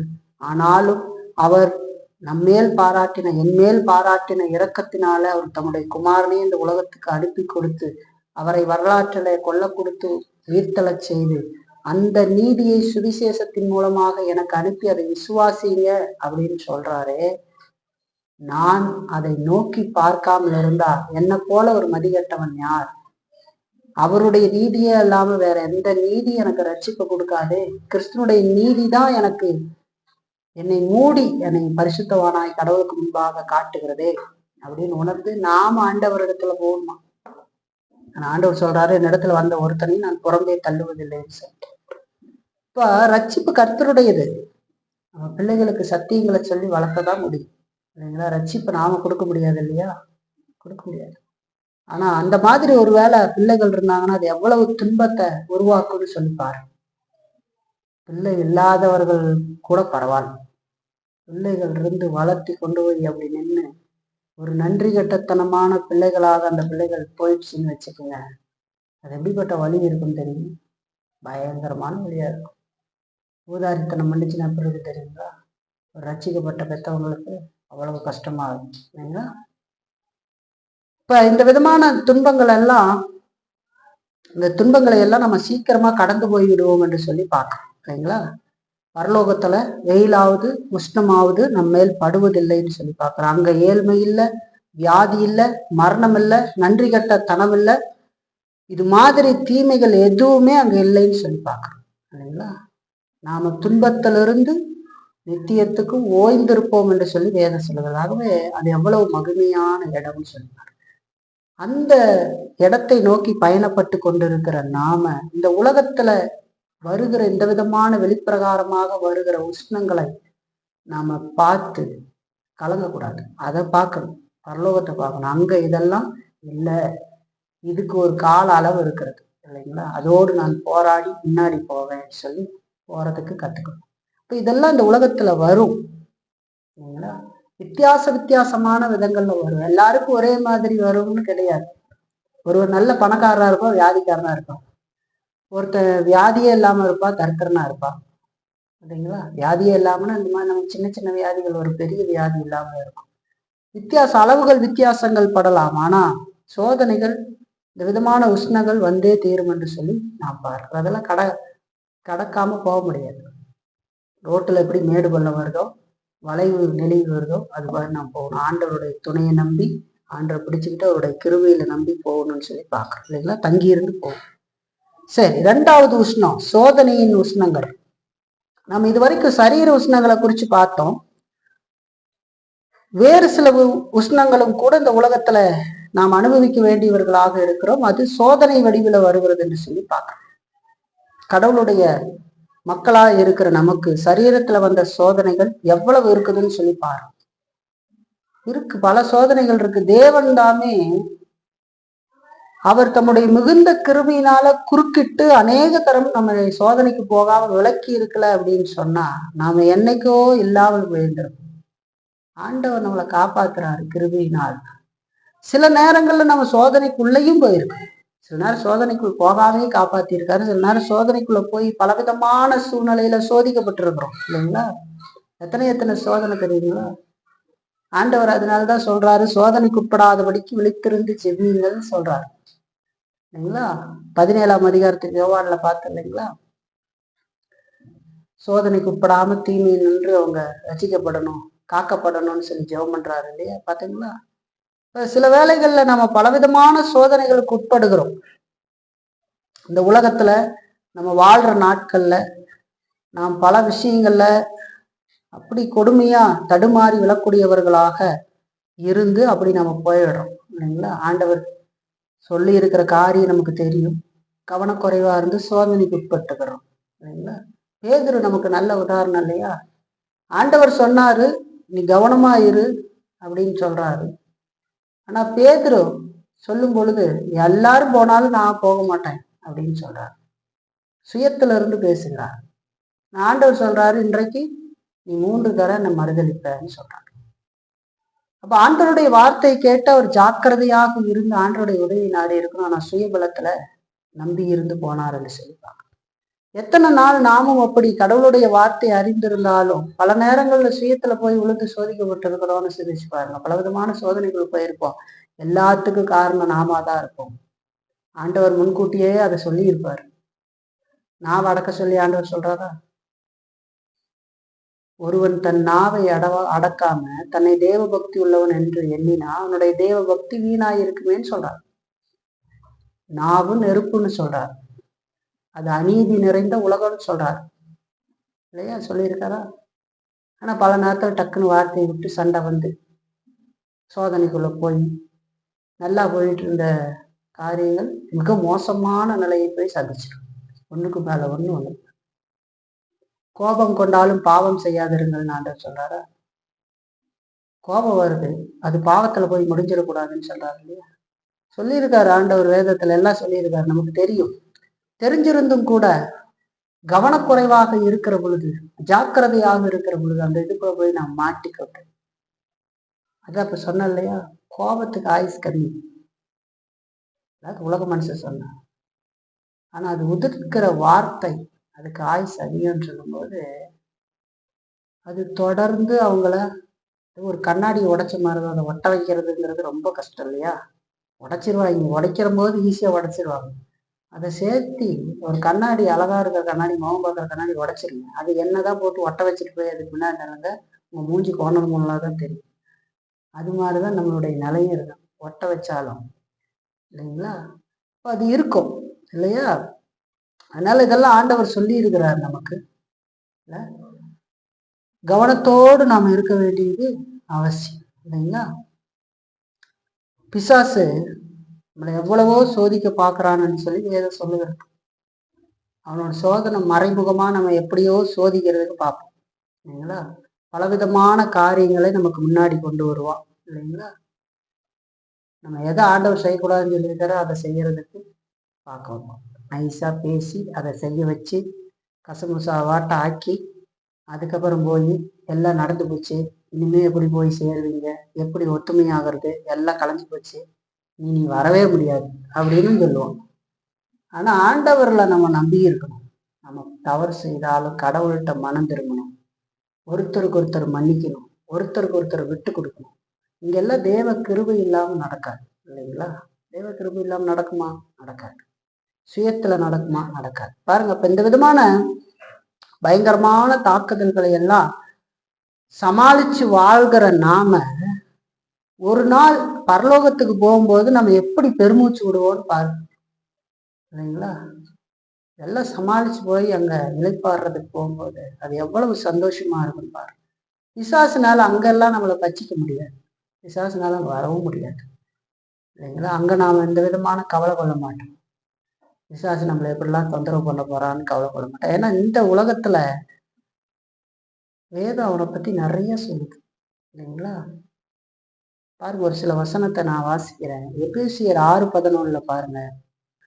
எபேசியர் 6:11 பார்த்தா, நீங்கள் பிசாசின் தந்திரங்களோடு எதிர்த்து நிற்க திராணி உள்ளவர்களாகும்படி தேவனுடைய சர்வாயுத வர்க்கத்தையும் தரித்து கொள்ளுங்கள் என்று சொல்லி பிசாசு தந்திரமுடையவன்னு சொல்லுது இல்லைங்களா?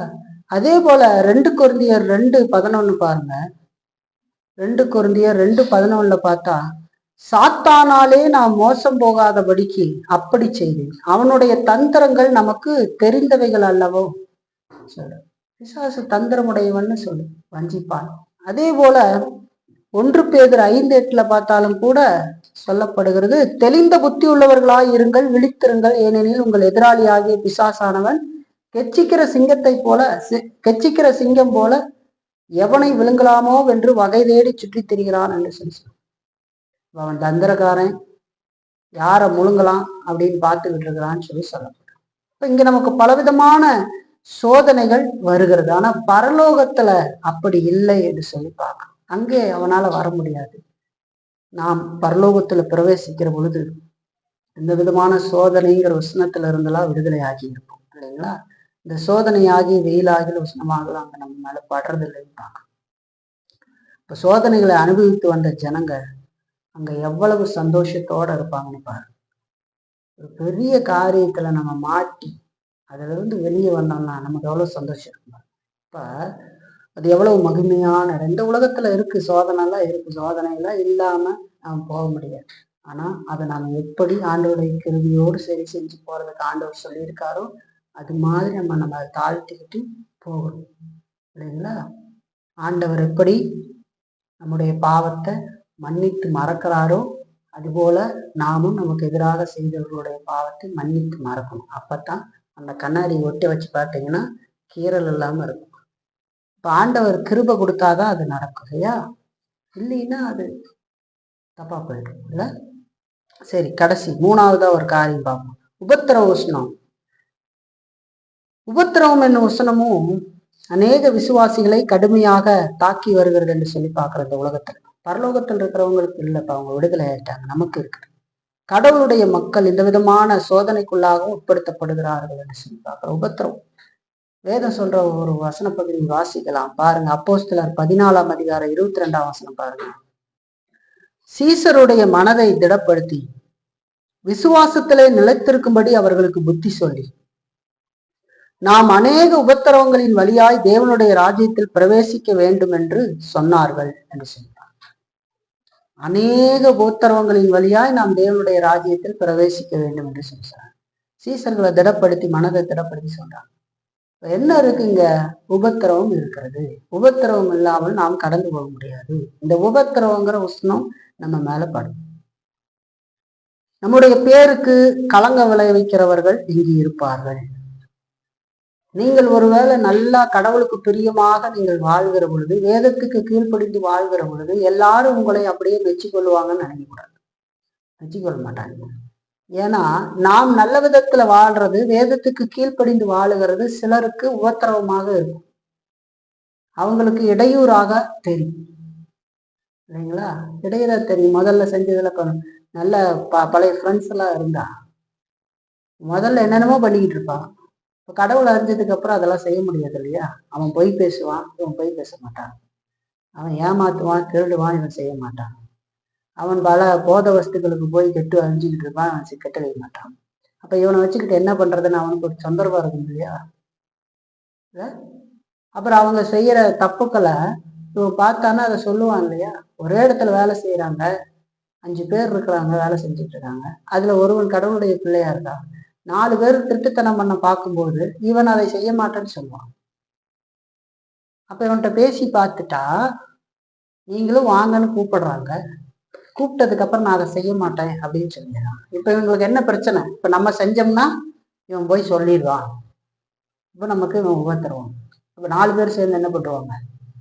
இவன் மேல கெட்ட பேரை உருவாக்குறதுக்கு, இவன் மோசமானவன், இவன் ரொம்ப தப்பானவன், நம்ம தான் பேர் மெஜாரிட்டி தானே இங்க வேலை செய்யும் இல்ல. 10 பேர் சேர்ந்து ஒரு பொய்ய சொன்னா உண்மைங்கிற மாதிரி ஆயிடும். ஒத்தையா இருந்து உண்மையை பேசுனீங்கனாலும் பொய்யா மாறி. இங்க நம்முடைய பேருக்கு களங்கங்களை உருவாக்குகிறவர்கள் பயங்கரமா இருப்பாங்க. கிறிஸ்துவத்திலே அப்படித்தான். வாழ்க்கையில வாழுகிற பொழுது போலி போதனை செய்கிறவர்கள் எல்லாம் என்ன பண்ணிடுவாங்க? உயர்ந்தவர்களாக காட்டிடுவாங்க. ஏன்? இத்தனை பேர் போறாங்களே, இத்தனை பேர் போறாங்களே, இயேசு அவங்க கூட இல்லைன்னா அதெல்லாம் நடக்குமா? நடக்குமா? இயேசு இல்லைன்னா நடக்குமா? இயேசு இல்லைன்னா இத்தனை பேர் வருவாங்களா? வாரத்துக்கு வாரம் கூட்டம் அலம்போதுதே. ஆனா பைபிளை படிச்சு பார்த்தீங்கன்னா விசால வழியா போகிறவர்கள் அநேகர்னு சொல்றாரு ஆண்டவர். பெரும்பாதை வழியாக போகிறவர்கள் அநேகர், இடுக்கமான வாசல் வழியே உட்பிரவேசிக்கிறவர்கள் சிலர். பயப்படாதே என் சிறுமந்தையே சொல்றாரு. சிறுமந்தையே, அதுக்குன்னு கொஞ்சம் பேர் இருக்கிறது தான் அர்த்தம் இல்லை, நிறைய பேர் இருக்கலாம். என்ன சொல்ல வரோம்னா, பொய்யான ஒரு காரியத்தை சொல்லி வேதத்தை விட்டு ஜனங்களை வழிவிலக்கி இந்த உலக இச்சைக்கும் இந்த உலகமே எல்லாங்கிற விதத்திலையும் சொல்லி ஏற்கனவே பாவத்துல இருக்கிறவங்க இன்னும் பாவத்துக்கு தள்ளி. இல்லைங்களா? நீங்க பாத்தீங்கன்னா மோட்ச பயணத்துல ஜான் பெனியன் எழுதுனதுல இந்த மாதிரி நிறைய பேரை அவர் காட்டியிருக்காரு. பாருங்க, 17ஆம் நூற்றாண்டிலேயே பாருங்க. உலக ஞானி, வாயாடி, சோம்பேறி, மாய் மலகாரன் பேர் பார்த்தீங்கன்னா எப்படி இருக்கு? எத்தனை பேர் வராங்க இல்ல? இப்படியெல்லாம் இருக்காங்க, நிறைய பேர் காட்டுறாங்க. இதெல்லாம் யாரை காட்டுதுன்னா இந்த மாதிரியான போலிகள்லாம் நிறைய இருக்கிறாங்க இல்லையா? கடவுளுக்காக வாயில மட்டும் பேசி வாழ்க்கையில் இல்லாதவன் இல்ல, பக்க வழியாக கிறிஸ்துவத்துக்குள்ள நுழையறதுக்கு முயற்சி பண்ணவன் இல்லைங்களா? இந்த மாதிரி கிறிஸ்துவத்தை பத்தினியே புரியாத இருந்தவன், அவன் நம்பி போய் கொண்டு இருக்கிறவன், இப்படி நிறைய பேரை பார்க்க முடியும் இல்லையா? இப்ப அவங்கெல்லாம் என்ன பண்ணுவாங்க? நல்ல கிறிஸ்தவர்களுக்கு களங்க விளைவிக்கிறதுக்கு பார்ப்பாங்க. அவங்க சொல்றதுக்கு எதுக்குமே ஆதாரம் இருக்காது. ஆனா வாய்த்திறமைகள்னால, வாய் ஜாலத்தினால பேசியே மக்களை மயக்கி விடலாம். வேதத்துல இருந்து எங்கேயா காட்டுன்னு சொன்னா காட்ட தெரியாது, கேட்கவும் தெரியாது ஜனங்களுக்கு. நீ இப்படி சொல்றீங்களா, அதெல்லாம் உண்மையான்னு கேட்க மாட்டாங்க. ஏன்னா உலக இச்சைக்கு அவர்களை அப்படியே ஒரு நாய்க்கு சங்கிலி போடுற மாதிரி போட்டு இழுத்துக்கிட்டு போறதுனால கடவுள் உங்களை அதிகமா ஆசீர்வதிப்பார் அப்படின்னு சொல்லும்போது என்னவா இருக்கு? இப்ப நம்ம பிரசங்கம் இருக்கிற உபத்திரவத்தை அனுபவிக்கணும்னு சொல்லிட்டோம் இல்லையா? வேதம் தானே சொல்லுது அது. ஆனா நீங்க நல்லா இருக்கீங்க, உங்களுக்கு நல்ல காலம் பிறக்கும், அப்புறம் ஒரு உடக்கை கொடுத்தீங்கன்னா கிடுக்கிடுன்னு ஆக்கலாம். அது சொல்லும்போது கேட்கறதுக்கு நம்ம இருதயத்துக்கு சந்தோஷமா இருக்கும். ஆனா அது உண்மை இல்லை, அது உண்மை இல்லை. நல்லாதான் இருப்போம். ஆனா நல்லா இருக்கிறதுங்கிறது நம்ம மேல இருக்கிற விஷயம்னு இல்லை, ஆண்டவர் உள்ளத்துல கொடுத்திருக்கிற சமாதானம், அதுல நம்ம மனமகிழ்ச்சியா இருக்கிறோம். போதும் என்கிற மனதுடன் கூடிய தெய்வ பக்தியே மிகுந்த ஆதாயம் என்று சொல்லி வேதம் சொல்லுகிறது. இப்போ இந்த உலகத்துல பலவிதமான கலகங்கள், ஒரு பேருக்கு கலக்கத்தை உருவாக்குறது, களங்கம் உருவாக்குறத வேலை செய்வாங்க, குற்றம் சுமத்துவாங்க, தப்பான விதத்துல என்னன்னே தெரியாது குற்றம் சுமத்துவாங்க. ஆனா பரலோகத்தில எல்லாம் அப்படி செய்ய முடியாது இல்லைங்களா? இங்க அதெல்லாம் இருக்கு இல்லைங்களா? இங்க நம்ம அதெல்லாம் கேட்கும்போது சில நேரங்கள்ல நமக்கு வருத்தம் ஒரு அவ்வளவு ஸ்ட்ராங்காலாம் இருக்க மாட்டோம். நம்மளை கலகப்படுத்தினாங்கன்னா நம்ம திருப்ப பதிலுக்கு அவங்களுக்கு எதுவும் செய்ய போறதில்ல. ஆனா அதே நேரத்துல வருத்தம் இல்லாம இருக்குமா? அப்படியே கல் மாதிரி இருக்க முடியுமா? சில நேரங்கள்ல நமக்கு வருத்தம் வரும், வெளியே காட்டிக்க மாட்டோமா இருந்தாலும் என்ன வரும்? வருத்தம் வரும். நம்ம பதிலுக்கு நீ பண்ணிட்டியா நானும் பண்ணிட்டா அப்படின்னு சொல்லி நம்ம பண்ண ஆரம்பிச்சோம்னா வச்சுக்க, நமக்கு வித்தியாசம் இல்லாம போயிடும் இல்லைங்களா? அப்போ அப்படியெல்லாம் இந்த உலகத்துல நாம் அனுபவிக்க வேண்டியதாக இருக்கு. பலவிதமான கவலைகளுக்குள்ளாக நாம் பாதிக்கப்பட்டு போகிறோம். ஆனா அந்த நேரத்துல நம்ம ஒண்ணு மறந்துடுறோம் தெரியுமா? என்ன தெரியுங்களா? வேதத்துல சொல்லப்பட்ட ஒரு விஷயத்த நம்ம அடிக்கடி மறந்துடுவோம் இந்த மாதிரி உபத்திரவ நேரங்கள்ல. பாருங்க ஒரு வசனம், 1 பேதுரு 5:7 பாருங்க. மனத்துல எப்பவுமே வச்சுக்க வேண்டிய வசனம் அது. 1 பேதுரு 5:7. இந்த மாதிரியான பலவிதமான உபத்திரவங்கள்ல நம்ம சந்திக்கிற பொழுது நம்ம இதை எப்பவுமே ஞாபகத்துல வச்சு இருக்க வேண்டியது அவசியம். என்ன பாருங்க, 1 பேதுரு 5:7, அவர் உங்களை விசாரிக்கிறவர் ஆனபடியால் உங்கள் கவலைகளை எல்லாம் அவர் மேல் வைத்து விடுங்கள் என்று சொல்லி ஆண்டவரிடத்துல போய் சொல்லுவதற்கு கற்றுக்கொள்ள வேண்டும். அவர் நம்மளை விசாரிக்கிறாராம். விசாரிக்கணும் பாருங்க, நம்ம மேல கரிசனை உடையவராக இருந்து நம்மளை விசாரிக்கிறாராம். அப்ப நம்ம போய் எல்லாத்தையும் ஆண்டவர்கிட்ட சொல்லணும். நாம் சொல்லுகிற பொழுது நமக்கு அந்த சமாதானம் கிடைக்கிறத பார்க்கணும் இல்லைங்களா? நம்மள ஆண்டவர் நேசித்து நம்மளை நடத்துறாரு. ஆனா நம்ம என்ன, அந்த கஷ்டத்துக்கு மேல கஷ்டம் போட்டு தனியா உட்காந்துக்கிட்டு என்னென்னமோ பண்ணிக்கிட்டு இருப்பாங்க பாருங்க.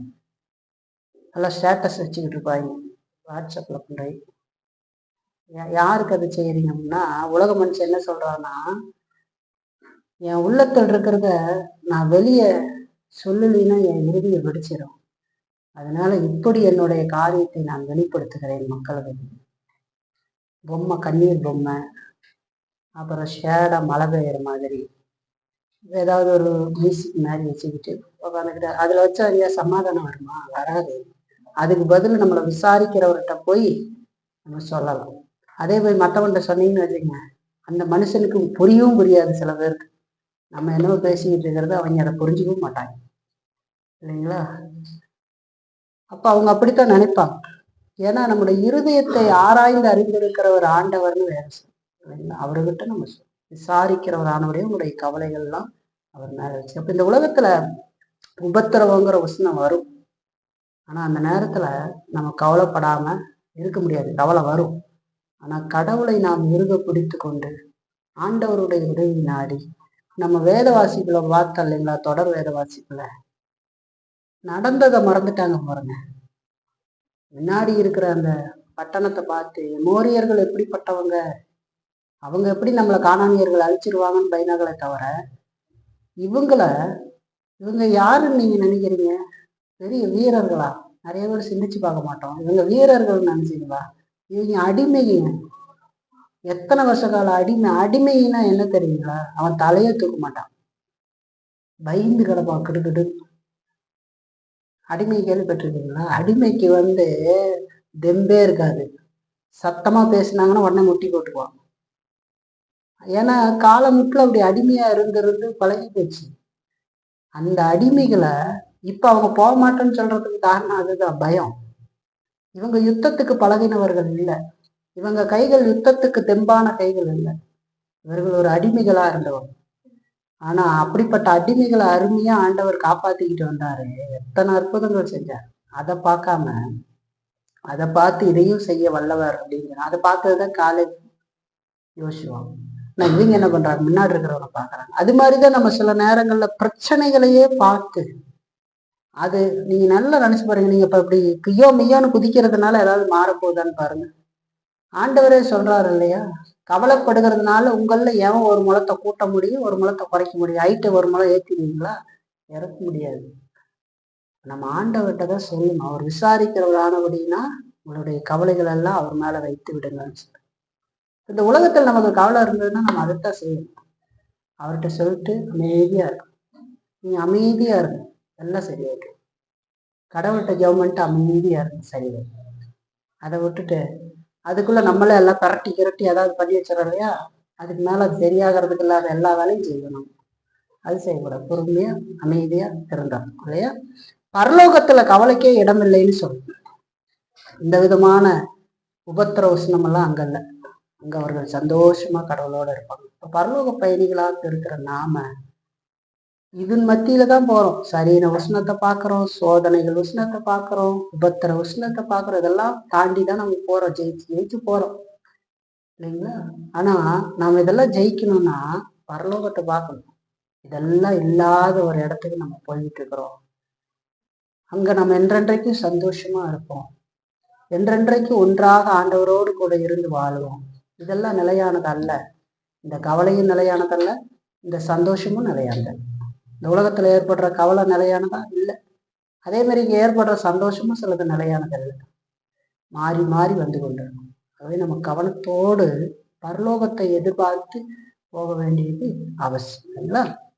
இன்னைக்கு வெளியிலிருந்து வருகிற வெயிலாகிலும் உஷ்ணமாகிலும் உங்களை சேதப்படுத்தாதுன்னு ஆண்டவர் சொல்லியிருக்காரு பாரு. அது உங்க மேல படுவது இல்லைன்னு சொல்லியிருக்காரு.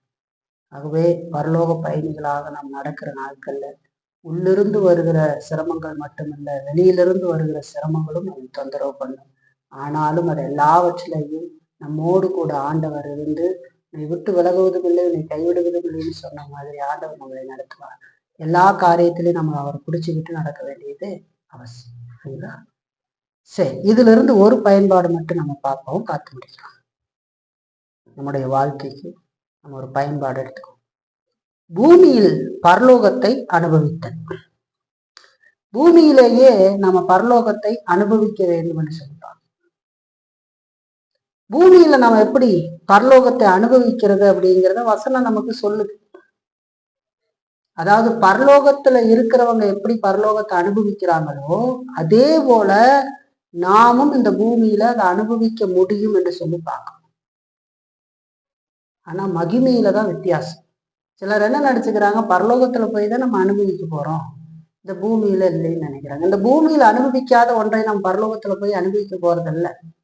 இந்த பூமியில நாம் அனுபவிக்கிறதனுடைய தொடர்ச்சி, அதனுடைய முழுமையைத்தான் நம்ம அங்க போய் அனுபவிக்கிறோம் இல்லைங்களா. மகிமையில வித்தியாசம் என்று சொல்லுகிற பொழுது நாம் இங்க நமக்குள் பாவம் இருக்கிறது, இங்கே நாம் சோதனைக்குட்படுகிறோம், உபத்திரவங்களை சந்திக்கிறோம். இதன் மத்தியில நாம் அதையெல்லாம் ஜெயித்து ஆண்டவரை மகிமைப்படுத்தி ஆண்டவரை அனுபவித்து வாழ்ந்து கொண்டிருக்கிறோம். ஆனா பரலோகத்துல இந்த உபத்திரவங்களா இல்லாம நம்ம பூர்ணமாக்கப்பட்டு அனுபவிப்போம். மகிமையின் அளவுதான் வித்தியாசப்படுகிறதே தவிர அந்த வாழ்வுல வித்தியாசம் இல்லை. அப்ப இந்த பூமியில நான் கடவுளை தேடாம, கடவுளுடைய அன்பை அனுபவிக்காம, கடவுளோட இல்லாம இருந்துகிட்டு இருந்து ஒரு நாள் நான் பரலோகத்துக்கு போய் அதை அனுபவிப்பேன்னு சொன்னா அது மாதிரி முட்டாள்தனம் வேற எதுவுமே இல்லை. அப்படி ஒருவரும் போயிடவும் முடியாது இல்லைங்களா. இங்க எனக்கு ஆண்டவர் நேசிக்கிற நேசம் இல்லை, ஆண்டவர் மேல எனக்கு எந்த அன்பும் இல்லை, ஆண்டவருக்காக வாழணுன்ற வாழ்க்கை நீதி மேல பசிதாகல, அதெல்லாம் எதுவும் இல்லை. என்னுடைய தனிப்பட்ட வாழ்க்கை, குடும்ப வாழ்க்கை, சபை வாழ்க்கை, சமுதாய வாழ்க்கை குறித்து கடவுள் சொன்ன எந்த காரியத்தையும் நிறைவேற்றல. சரி, இதெல்லாம் நம்ம ஏன் நிறைவேற்றோம் தெரியுமா? ஆண்டவர் மேல வச்சிருக்கிற நேசத்தாலதான் அதை செய்யறோம். ஆண்டவர் மேல இருக்கிற அன்புனாலதான் அதை செய்யறோம். ஆண்டவர் அதை நமக்கு கட்டளையாக கொடுத்திருக்கிறார். அவர் நம்முடைய ராஜாவாக இருந்து நம்மளை ஆளுகிறார். ஆண்டவர் நம்முடைய மணவாளன்னு சொல்லு, புருஷன்னு சொல்லு, கணவன், நான் மனைவிகள்னு சொல்லு. அப்ப அவருடைய ஆசையை அவர் என்ன சொல்றாரோ அதன்படி நாம் வாழுகிற பொழுது அவர் அங்க சந்தோஷம் அடைகிறாருன்னு சொல்லியிருப்பாங்க. அவருடைய கட்டளை கீழ்ப்படிந்து நடக்கிறோம். அப்ப இங்க நம்ம நடக்காம ஒரு நாள் நான் அங்க போய்கிட்டு பாட்டு பாடிக்கிட்டு இருப்பேன்னு நினைச்சா அது எப்படி நடக்கும்? இப்ப பரலோகத்தை இந்த பூமியில அனுபவிக்கிறதுக்கு நாம முதல்ல என்ன பண்ணணும் அப்படின்னு தெரியுங்களா? முதல்ல என்ன வேணும்னு தெரியுங்களா? நாம இயேசு கிறிஸ்துவின் ரத்தத்தினால பாவமர கழுவப்பட வேண்டும். நம்ம ரட்சிக்கப்படணும். ரட்சிக்கப்படாம அது நடக்காது. இந்த பூமியில நாம் மகிழ்ச்சியின் கடல்ல குதிக்க முடியாது. ரட்சிக்கப்பட்டவங்கள தான் பரிசுத்த ஆவியானவர் தங்கி இருந்து அவர்களை அந்த அன்பில நடக்க செய்கிறார். அப்படி நாம் பாவமர கழுவப்படுகிற பொழுதுதான் பரலோக சந்தோஷத்தை நாம் அனுபவிக்க முடியும். பாருங்க, ஒரு வசனத்தை உங்களுக்கு வாசிக்கிறேன். பிலிப்பியர் 4:7 சொல்லும் போது அங்க ஜெபம் பண்றத குறிச்சு பவுல் சொல்றாரு. அதுல 7ஆம் வசனம் பாருங்க. அப்பொழுது எல்லா புத்திக்கும் மேலான தேவ சமாதானம் உங்கள் இருதயங்களையும் உங்கள் சிந்தனைகளையும் கிறிஸ்து இயேசுவுக்குள்ளாக காத்து கொள்ளும் என்று சொல்லி. யாரு ஜெபம் பண்ணி அது அப்படி நடக்கும்? தேவ பிள்ளைகள் இல்லைங்களா? அவங்களுக்குள்ள தேவ சமாதானம் வரும்னு சொல்லல, தேவ சமாதானம் உங்கள் இருதயங்கள் சில கிறிஸ்து இயேசுக்குள் காத்து கொள்ளும்னு சொல்லுங்களா. அவங்கள ஏற்கனவே அதெல்லாம் இருக்கு. எல்லா புத்திக்கும் மேலான தேவசம். பல விஷயங்களை குறித்து நீங்க கவலைப்படாம எல்லாவற்றையும் ஸ்தோத்திரத்தோடு கூடிய விண்ணப்பத்தினால தேவனுக்கு தெரியப்படுத்துங்க. அப்ப எல்லா புத்திக்கும் மேலான தேவ சமாதானம் உங்க இருதயத்தையும் உங்க சிந்தையும் கிறிஸ்து இயேசுவுக்குள் காத்து கொள்ளும். அப்போ இந்த பூமியிலே நம்ம அதை அனுபவிப்போம். ஆண்டவரோடு வாழ்ற வாழ்க்கையை அனுபவிப்போம். அதுக்கு நாம் முதல்ல ரட்சிக்கப்பட்டிருக்க வேண்டியது அவசியம் என்று சொல்லி நாம் பார்க்கணும். ரட்சிக்கப்படாமல் அது நடக்காது. ரட்சிக்கப்பட்டதாக நினைத்து கொண்டிருந்தாலும் அது நடக்காது இல்லைங்களா. இப்ப நீங்க இயேசு கிறிஸ்துவினுடைய ரத்தத்தினால கழுவப்பட்டு இருக்கிறீங்களா? உங்களுக்கு ரட்சிப்பின் நிச்சயம் இருக்குதான்னு ஒரு கேள்வி கேட்டுப்பாரு இல்லைங்களா. கேள்வி கேட்டு பார்க்கணும். இருதயத்துல இந்த நேரத்திலேயே சிந்திச்சு பாருங்க. ஆண்டவர் என்னோட இருதயத்தை மாற்றி இருக்காரா? அவரை தவிர வேற தேவர்கள் உலகத்துல இல்லைன்னு நீங்க சொல்றீங்களா? தேவன் மட்டும்தான் தேவன் அப்படின்னு நீங்க நினைக்கிறீங்களா? அவர் தேவனாக இருக்கிறார் என்பதற்கு என்னுடைய இருதயத்துல சாட்சி இருக்குதுன்னு உங்களால சொல்ல முடியுமா? சொல்ல முடியுமா? அவர் மேல எனக்கு அளவில்லாத நேசம் இருக்கிறது. அவருடைய வார்த்தையை நான் அன்றாடும் தொடர்ந்து பின்பற்ற என்னால் முடிந்ததையெல்லாம் நான் செய்து கொண்டு இருக்கிறேன் அப்படின்னு உங்களால சொல்ல முடியுதா? அவர் மேல எனக்கு அளவு கடந்த நேசம் இருக்கு. அதனால அவருடைய வார்த்தைகளை அன்றாடும் தொடர்ந்து பின்பற்ற என்னால் முடிஞ்சதை எல்லாம் செய்து கொண்டு இருக்கிறேன்னு சொல்றீங்களா? இல்லைங்களா? அன்றாடு என்னுடைய வாழ்க்கையில நான் பாவங்களுக்காக மன்னிப்பு கேட்டுக் கொண்டு இருக்கிறேன், நம்முடைய பாவங்களுக்காக அப்படின்னு சொல்றீங்களா? அதெல்லாம் நடந்திருந்தாதான் ரட்சிப்பு நடந்திருக்குதுன்னு அர்த்தம். கேட்டுக்கிட்டு இருக்கீங்களா? பாவத்தை தொடர்ந்து வெறுத்து வாழ்ற ஒரு இருதயத்தை கொண்டு இருக்கிறீங்களா? பாவத்தை வெறுக்குது அவங்க இருதயம்? கேட்டுப்பா. அது நடக்கல அப்படின்னு சொன்னா அது மோசம். இப்படியான சிந்தனை எல்லாம் உங்கள்ட்ட இருந்தா மட்டும்தான் உங்களுக்கு ரட்சிப்பு நிச்சயம் இருக்கும். இது இல்லைன்னு சொன்னா நாம் நம்மளை ஏமாத்தி கொண்டு ஒரு நாள் போய் நரகத்தை அடைவோம் இயேசுவின் பிள்ளைன்னு நினைச்சேன். ஒருவேளை இந்த மாதிரி எண்ணங்கள்லாம் இல்லை அப்படின்னு சொன்னா உங்களை நீங்களே ஏமாத்திக்காதீங்க. ஆண்டவருடைய சமூகத்துல வந்து என் இருதயத்தை பாருங்க ஆண்டவரே, எனக்கு ரட்சிப்பு கொடுங்க, நான் பாவியான மனிதன், ரட்சிப்புக்குரிய எந்த காரியமே இருதயத்துல இருக்கிற மாதிரி தெரியல, எனக்கு மனம் திரும்ப உதவி செய்யணும். உம்முடைய நீதியினால, உம்முடைய குமாரராகிய இயேசு கிறிஸ்துவினுடைய நீதியினால என்னை நீதிமான் ஆக்குங்க, என்னுடைய பாவத்தை மன்னித்து என்னை உடைய பிள்ளைகள் ஆக்குங்க அப்படின்னு சொன்னீங்கன்னா, அவரிடத்துல ஜெபம் பண்ணீங்கன்னா ஆண்டவர் ரட்சிப்பு கொடுப்பாரு.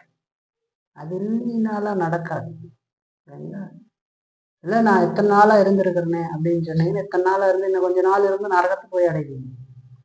ஏன்னா பெரிய பெரிய மனிதர்களாக இருந்தவர்கள், ஊழியம் செய்து கொண்டிருந்த மனிதர்கள் கூட 16ஆம் நூற்றாண்டுகள்ல நம்ம பார்த்தாக்க ரட்சிக்கப்படாமையே அதெல்லாம் செய்துகிட்டு இருந்திருக்கிறாங்க. அவர்கள் மனம் திரும்பி ரட்சிக்கப்பட்டாங்க. இந்த காலத்துல நம்ம ஏமாத்தி கூடாது. என் வாழ்க்கையில எதுவுமே ஒண்ணுமே என்னதுல இல்லை இல்ல, எனக்கு ஆண்டவர் மேல எந்த அன்பு வரமானது, நான் வார்த்தையை பின்பற்றுறதுக்கு எந்த காரியத்தையும் நான் செய்யறது இல்லை, நான் பாவத்தை மன்னிப்பு ஆண்டவர்கிட்ட கேட்கல, பாவத்தை பாவமா பார்க்கல, பாவத்தை வெறுக்கிற இருதயத்தை எனக்கு இல்லை, அவர் தேவன்கிறதுக்கு சாட்சி என் இருதயத்துல இல்லை, இதெல்லாம் எதுவுமே இல்லை அப்படின்னு சொன்னா நீங்க உங்களை ஏன் ரட்சிக்கப்பட்டவர்களாக நினைத்து கொண்டிருக்கிறீங்க? அது மாதிரி பெரிய ஆபத்து வேற எதுவுமே இல்லை. ரட்சிக்கவே படாத இருக்கிறவனை கூட ரட்சிக்கப்பட்டேன்னு சொல்லி தன்னை ஏமாத்திக்கிட்டு ஒரு நாள் நரகத்துக்கு போற மாதிரி ஒரு மோசம் வேற ஏதாவது இருக்கா? அப்படி இருக்கக்கூடாது. இன்னைக்கே மனம் திரும்புங்க. அந்த மாதிரி இருந்தீங்கன்னா மனம் திரும்பி எதிராக இயேசு கிறிஸ்து விசுவாசி. இதெல்லாம் விளையாட்டு காரியம் இல்லை. இங்க நம்ம வர்றதுக்கு அனுமதி அளிக்கிற மாதிரி எல்லாரும் வர மாதிரி பரலோகத்துக்கு அனுமதி கிடைக்காது இல்லைங்களா. மனம் திரும்பும். இயேசு கிறிஸ்து நீதியின் மூலமாக தான் நாம் நீதிமானாக்கும். தன்னை வெறுக்காத ஒரு மனுஷன் எப்போ கடவுளுடைய பிள்ளையா இருக்க முடியும்? சுயத்துல நம்பிக்கை வச்சு நான் இதெல்லாம் செஞ்சுக்கிட்டு இருக்கேன், அதனால நான் ரசிக்கப்பட்டுருவேன் அப்படின்னு சொல்ல முடியுமா? இல்லை. ஆண்டவருடைய நீதியில, ஆண்டவருடைய கிருபையில, ஆண்டவருடைய இரக்கத்துல தங்கி இருந்து அவர் ஏற்படுத்தி இருக்கிற வழியாக இயேசு கிறிஸ்து விசுவாசிக்காம ரட்சிப்பு இல்லை. அப்படி ரட்சிப்பு இல்லைன்னு சொன்னா உங்களுக்கு பரலோகத்தினுடைய சந்தோஷத்தை இந்த உலகத்துல அனுபவிக்க முடியாது. அனுபவிக்க மாட்டேன். அது இல்லைன்னா அப்படி அனுபவிக்க முடியாது. அப்படி இல்லாதவர்கள் தான் சினிமா தியேட்டர்லையும் புதுமையான இடங்கள்லையும் பரலோக சந்தோஷத்தை அனுபவிக்க முடியும்னு நினைக்கிறாங்க. ஒரு சிலருக்கு அதுதான் சந்தோஷத்தை தரும். பெரிய மாலுக்கு போறதுல குதிச்சு குத்தாட்டம் போட்டுக்கிட்டு இருப்பாங்க. இதை பார்த்த சந்தோஷம். சோறு தின்னுட்டு அருமை சொர்க்கம் மாதிரி எங்க வார்த்தை கொண்டு வைக்கிறாங்க பார்த்தீங்களா உலக மனுஷன். அப்படியே பார்க்கறதுக்கு பரலோகமா இருக்கு. மலை மேல போய் நின்றுக்கிட்டு பனிமூட்டத்தை பார்த்துட்டு அவனுடைய மூளைக்கு மண்டைக்கும் பாருங்க அப்படி சிந்தனை. அப்போ அவர்கள் அங்க தேட பார்க்கறாங்க. சொர்க்கம் மாதிரி இருக்கு சாப்பாட்டை தின்னு சொல்றேன். அதெல்லாம் எதை காட்டுதுன்னா அவர்கள் அங்க சந்தோஷத்தையும் பரலோகத்தையும் தேட பார்க்கறாங்க. அது அவங்களுக்கு அங்கதான் மகிழ்ச்சி தர பரலோகமா இருக்குது. ஆனா கடவுளால் நேசிக்கப்படுகிறவர், கடவுளால நாம நேசிக்கப்படுகிறவர்களாக இருந்தா அது நமக்கு பரலோகமா இருக்க முடியாது. அது பரலோகமா நமக்கு தெரியாது. எல்லாம் அனுபவிக்கிறதுனால அழிந்து போகுமேன்னு ஆண்டவர் சொல்லியிருக்காரு. ஒரு மால்ல போய் நல்லா விளையாடிட்டு சாயந்தரம் காலத்தை பிடிச்சி வெளியே எவ்வளவு நேரம் அங்கே படுத்து கிடப்பீங்க? இல்லை போர் அடிக்காதா? டெய்லியும் போய் ஒரு 3 நாள் போய் பாருங்க, போர் அடிக்குங்க. நல்ல கடற்கரைக்கு போய் அப்படியே பார்த்துக்கிட்டுருங்க, ஒரு 2 நாள் எக்ஸ்ட்ரா இருக்கு, போர் அடிக்கும். நல்ல சாப்பாடுகளை எல்லாம் வாங்கி வைத்து நல்லா தின்னு பாருங்க, உலக சாப்பாடுகள் தரமான சாப்பாடுகளை வாங்கி வச்சு தின்னு பாருங்க, போர் அடிக்கும். இதையெல்லாம் அனுபவித்த ஒரு மனிதன் வேதத்துல எழுதி வச்சிருக்கிறார் சாலமோன். பிரசங்கி எடுத்து வாசிப்பார். எல்லாம் மாயையும் மனசுக்கு சஞ்சலமுமா இருக்கு இல்லைங்களா? பெரிய வீடு கட்டி பார்த்தேன், எல்லா தோட்டங்கள்லாம் ஏற்படுத்தி பார்த்தேன், ஆனா எல்லாமே மனசுக்கு சஞ்சலமா இருக்கு, வருத்தமா இருக்குதுன்னு சொல்ற. பூமி கீழே ஒண்ணுமே இல்லைன்னு சொல்ற. இது உங்களுக்கு யாருக்காவது தெரியாம இருக்க? தெரியும், உலகத்தானுக்கே தெரியும். தெரியுமா? போய் கேட்டு பாருங்க. இப்ப இதெல்லாம் பண்ணிக்கிட்டு இருக்கிறியே, ஒரு வீடை எழுப்பிக்கிட்டு இருக்கிறியே, இதெல்லாம் நீ ஒரு நாள் விட்டுட்டு போகணும்னு உனக்கு தெரியுமா தெரியாதா அப்படின்னு கேளுங்க. தெரியும், தெரியும். 6க்கு 4 அடி கூட சுடுகாட்டுல கூட சில பணத்தை தோண்டி போட்டுட்டு அந்த இடத்துல வச்சிடறாங்க. அது கூட கிடைக்கிறது இல்லை. தெரியும். இதுக்கு நான் ஆரம்பத்துல சொன்ன மாதிரி அதெல்லாம் அனுபவிக்க கூடாதுன்னு இல்லை. இதுதான் சொர்க்கம், இதுதான் வாழ்க்கை, இதுதான் எல்லாம் நினைச்சு வாழ்ந்துகிட்டு இருக்காங்க. அப்படி இருந்தா அது ரொம்ப மோசம். உங்களுடைய வஸ்திரங்கள் ஆட்டுக்குட்டியானுடைய ரத்தத்தினால துவைக்கணும். அப்படி துவைக்கிற பொழுது இங்கேயே உங்களுக்கு பரலோகம் ஆரம்பமாகும். அப்படி இல்லைன்னா இல்லை, ஏமாத்து வேலை. நான் சொல்றேன், அப்படி வாழ முற்பட்டீங்கன்னா நமக்கு சாட்சியை எத்தனையோ பேர் ஆண்டவர் வேதத்தில் வச்சிருக்கிறார். பழைய ஏற்பாட்டுல இருந்து புதிய ஏற்பாடு வரைக்கும் நம்ம பார்த்தா எத்தனை மனிதர்கள் தெரியுங்களா? பழைய ஏற்பாடு எடுத்துக்கோங்க, பிழையாம், சவுல், கேயாசி, எல்லாம் கடவுளுடைய பிள்ளை மாதிரி இருக்கு போன அவிசுவாசிகள் நரகத்துக்கு வரும். புதிய ஏற்பாடு எடுத்துக்கோங்க, தேமா, மாயவட்டக்காரனாகிய சீமோனு, யூதாசு, அனனியா, சப்ராலு, தேமா, அடுக்கிட்டே போகணும். இதெல்லாம் கிறிஸ்துவர் நினைச்சு ஏமாத்து. இதுல எத்தனை பேர் தேவனுடைய தாசர்களுடைய வேலைக்காரரா இருந்தாங்க? கேயாசி யார்? எலிசாவுடைய வேலைக்காரர். கீழையாம் யார்? தீர்க்கதரிசி மாதிரி ஒரு போர் வீரர், தீர்க்கதரிசியா இருந்தாங்க. சவுல் யார்? இஸ்ரவேலை ஆளுகிற ராஜாவா இருந்தவன். அனனியா, சப்புரால் சபையில விசுவாசி, ஆதி சபையில விசுவாசிகளாக இருந்தவங்க. தேமா யார்? பவுலோடு ஊழியம் செய்தார். எல்லாத்துக்கும் மேல 1ஆம் நம்பர் ஒண்ணு இருக்குது, யூதாஸ், இயேசு கிறிஸ்துவோடு இருந்தது இல்லைங்களா? போய் அற்புதம் செஞ்சுட்டு வந்தவன், பணப்பையை சுமந்து கொண்டு இருந்தவன். யாராவது சொல்லுவாங்களா? உலக மனுஷன் பார்த்தேன் கிறிஸ்துவனா இல்லாம இருப்பானா? இயேசுவோடு உட்காந்து சாப்பிட்டுக்கிட்டு இருக்கானே, இயேசுவோடு படுத்து கொண்டு இருக்கிறானே, இயேசுடைய பணப்பையை கொடுத்துருக்கிறாருன்னா அவன் எவ்வளவு பெரிய ஆளா இருந்திருப்பான். நான் அவன் கூட ரசிக்க விடாம நரகத்துக்கு போயிடுமா. அதனால இது நமக்கு நல்ல காலம். மனம் திரும்புறதுக்கு. இனி ஒரு காலம் வராது. அதனால என்றைக்கு நாம் ஆட்டுக்குட்டியானுடைய இரத்தத்தினாலே கழுவப்படுகிறோமோ அன்றைக்கு பரலோகம் இங்கே ஆரம்பமாகும்.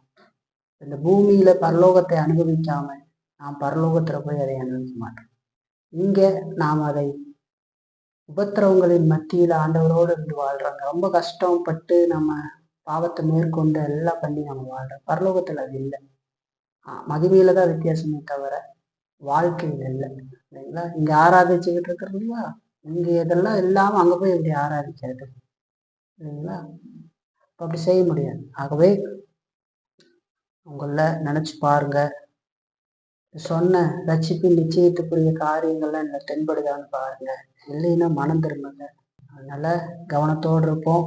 நாம் இயேசு கிறிஸ்துவனுடைய இரத்தத்தினால பாவமர கழுவப்படும் போது இந்த பூமியிலேயே நாம் பரலோகத்தை அப்படி அனுபவிக்கிறவர்களாலதான் இந்த உபத்திரவங்களை எல்லாம் தாண்டி போய் பரலோகத்தை அடைய முடியும். அப்படி இல்லாதவர்களால அடைய முடியாது. அப்படி கிளம்பின எத்தனையோ பேர் பாதியிலேயே ஓடி போனவர்களை குறித்தும் கூட ஜான் பென்ஜமின் அழகா சொல்றாங்க. ஏன்னா அவங்களால அது போக முடியாது. கொஞ்சம் தூரம் போவாங்க. எத்தனை பேர் ஆரம்பிச்சிருக்காங்க தெரியுங்களா இந்த ஓட்டத்தை? நீங்க எப்படி இயேசு விசுவாசிங்கன்னு கேட்டேன். ஒரு நாள் எனக்கு ரொம்ப வியாதியா இருக்கு என்கிட்ட வந்து சொன்னாங்க, நோயிலிருந்து விடுபடுனா இயேசு கிட்ட வந்தீங்கன்னு விடுபடு, நான் நோயிலிருந்து எனக்கு விடுதலை கிடைச்சிருச்சு, அதனால நான் இயேசு விசுவாசிட்டேன்னு சொல்லி. அது விசுவாசமா? இல்லை. நான் பாதியில் ஓடிடுவோம். 10 குஷ்டரோகிகள் இருந்தாங்க. இயேசு கிட்ட வரும்பொழுது 10 பேருக்கு ஆண்டவர் சுகம் கொடுத்தார். ஒருத்தன் தான் திரும்ப வந்தான். 9 பேர் வரல. நமக்கு நோயிலிருந்து விடுதலை ஆண்டவர் கொடுத்தாருன்னா அது நம்ம ரட்சிக்கப்பட்டதுக்கு அடையாளம் இல்லை. ஏன் இன்னொரு 10 வருஷமா 5 வருஷம் கழிச்சு வேற ஒரு வியாதி வரலாம், வராம இருக்குமா? அதுதான் இந்த உலகத்தினுடைய காரியம். ஏன்னா இந்த உலகம் பாவத்துல இருந்து வரும். ரட்சிப்புங்கிறது இயேசு கிறிஸ்துவின் மூலமாக வருகிறது. அதை நினைச்சு பார்ப்போம் இல்லைங்களா? அப்படி நாம இயேசு கிறிஸ்துவின் ரத்தத்தினால பாவம் மேல கழுவப்படுகிற பொழுது பூமியிலேயே நாம் பரலோகத்தை அனுபவிப்போம் இல்லைங்களா? அதுவே பரலோக பயணிகளாகி நாம் இந்த உலகத்துல எத்தனை விதமான காரியங்கள் இருந்தாலும் நாம் எதை நோக்கி போகிறோமோ அதை பார்த்து ஆண்டவருடைய துணையோடு நாம் சந்தோஷமா முன்னாடி போக வேண்டியது அவசியம். அதைத்தான் நம்ம இந்த வருடத்திலையும் செய்ய போறோம் இல்லைங்களா? அதுவே நம்ம அப்படி செய்வோம். கர்த்தர் நம்மை நடத்தட்டும்.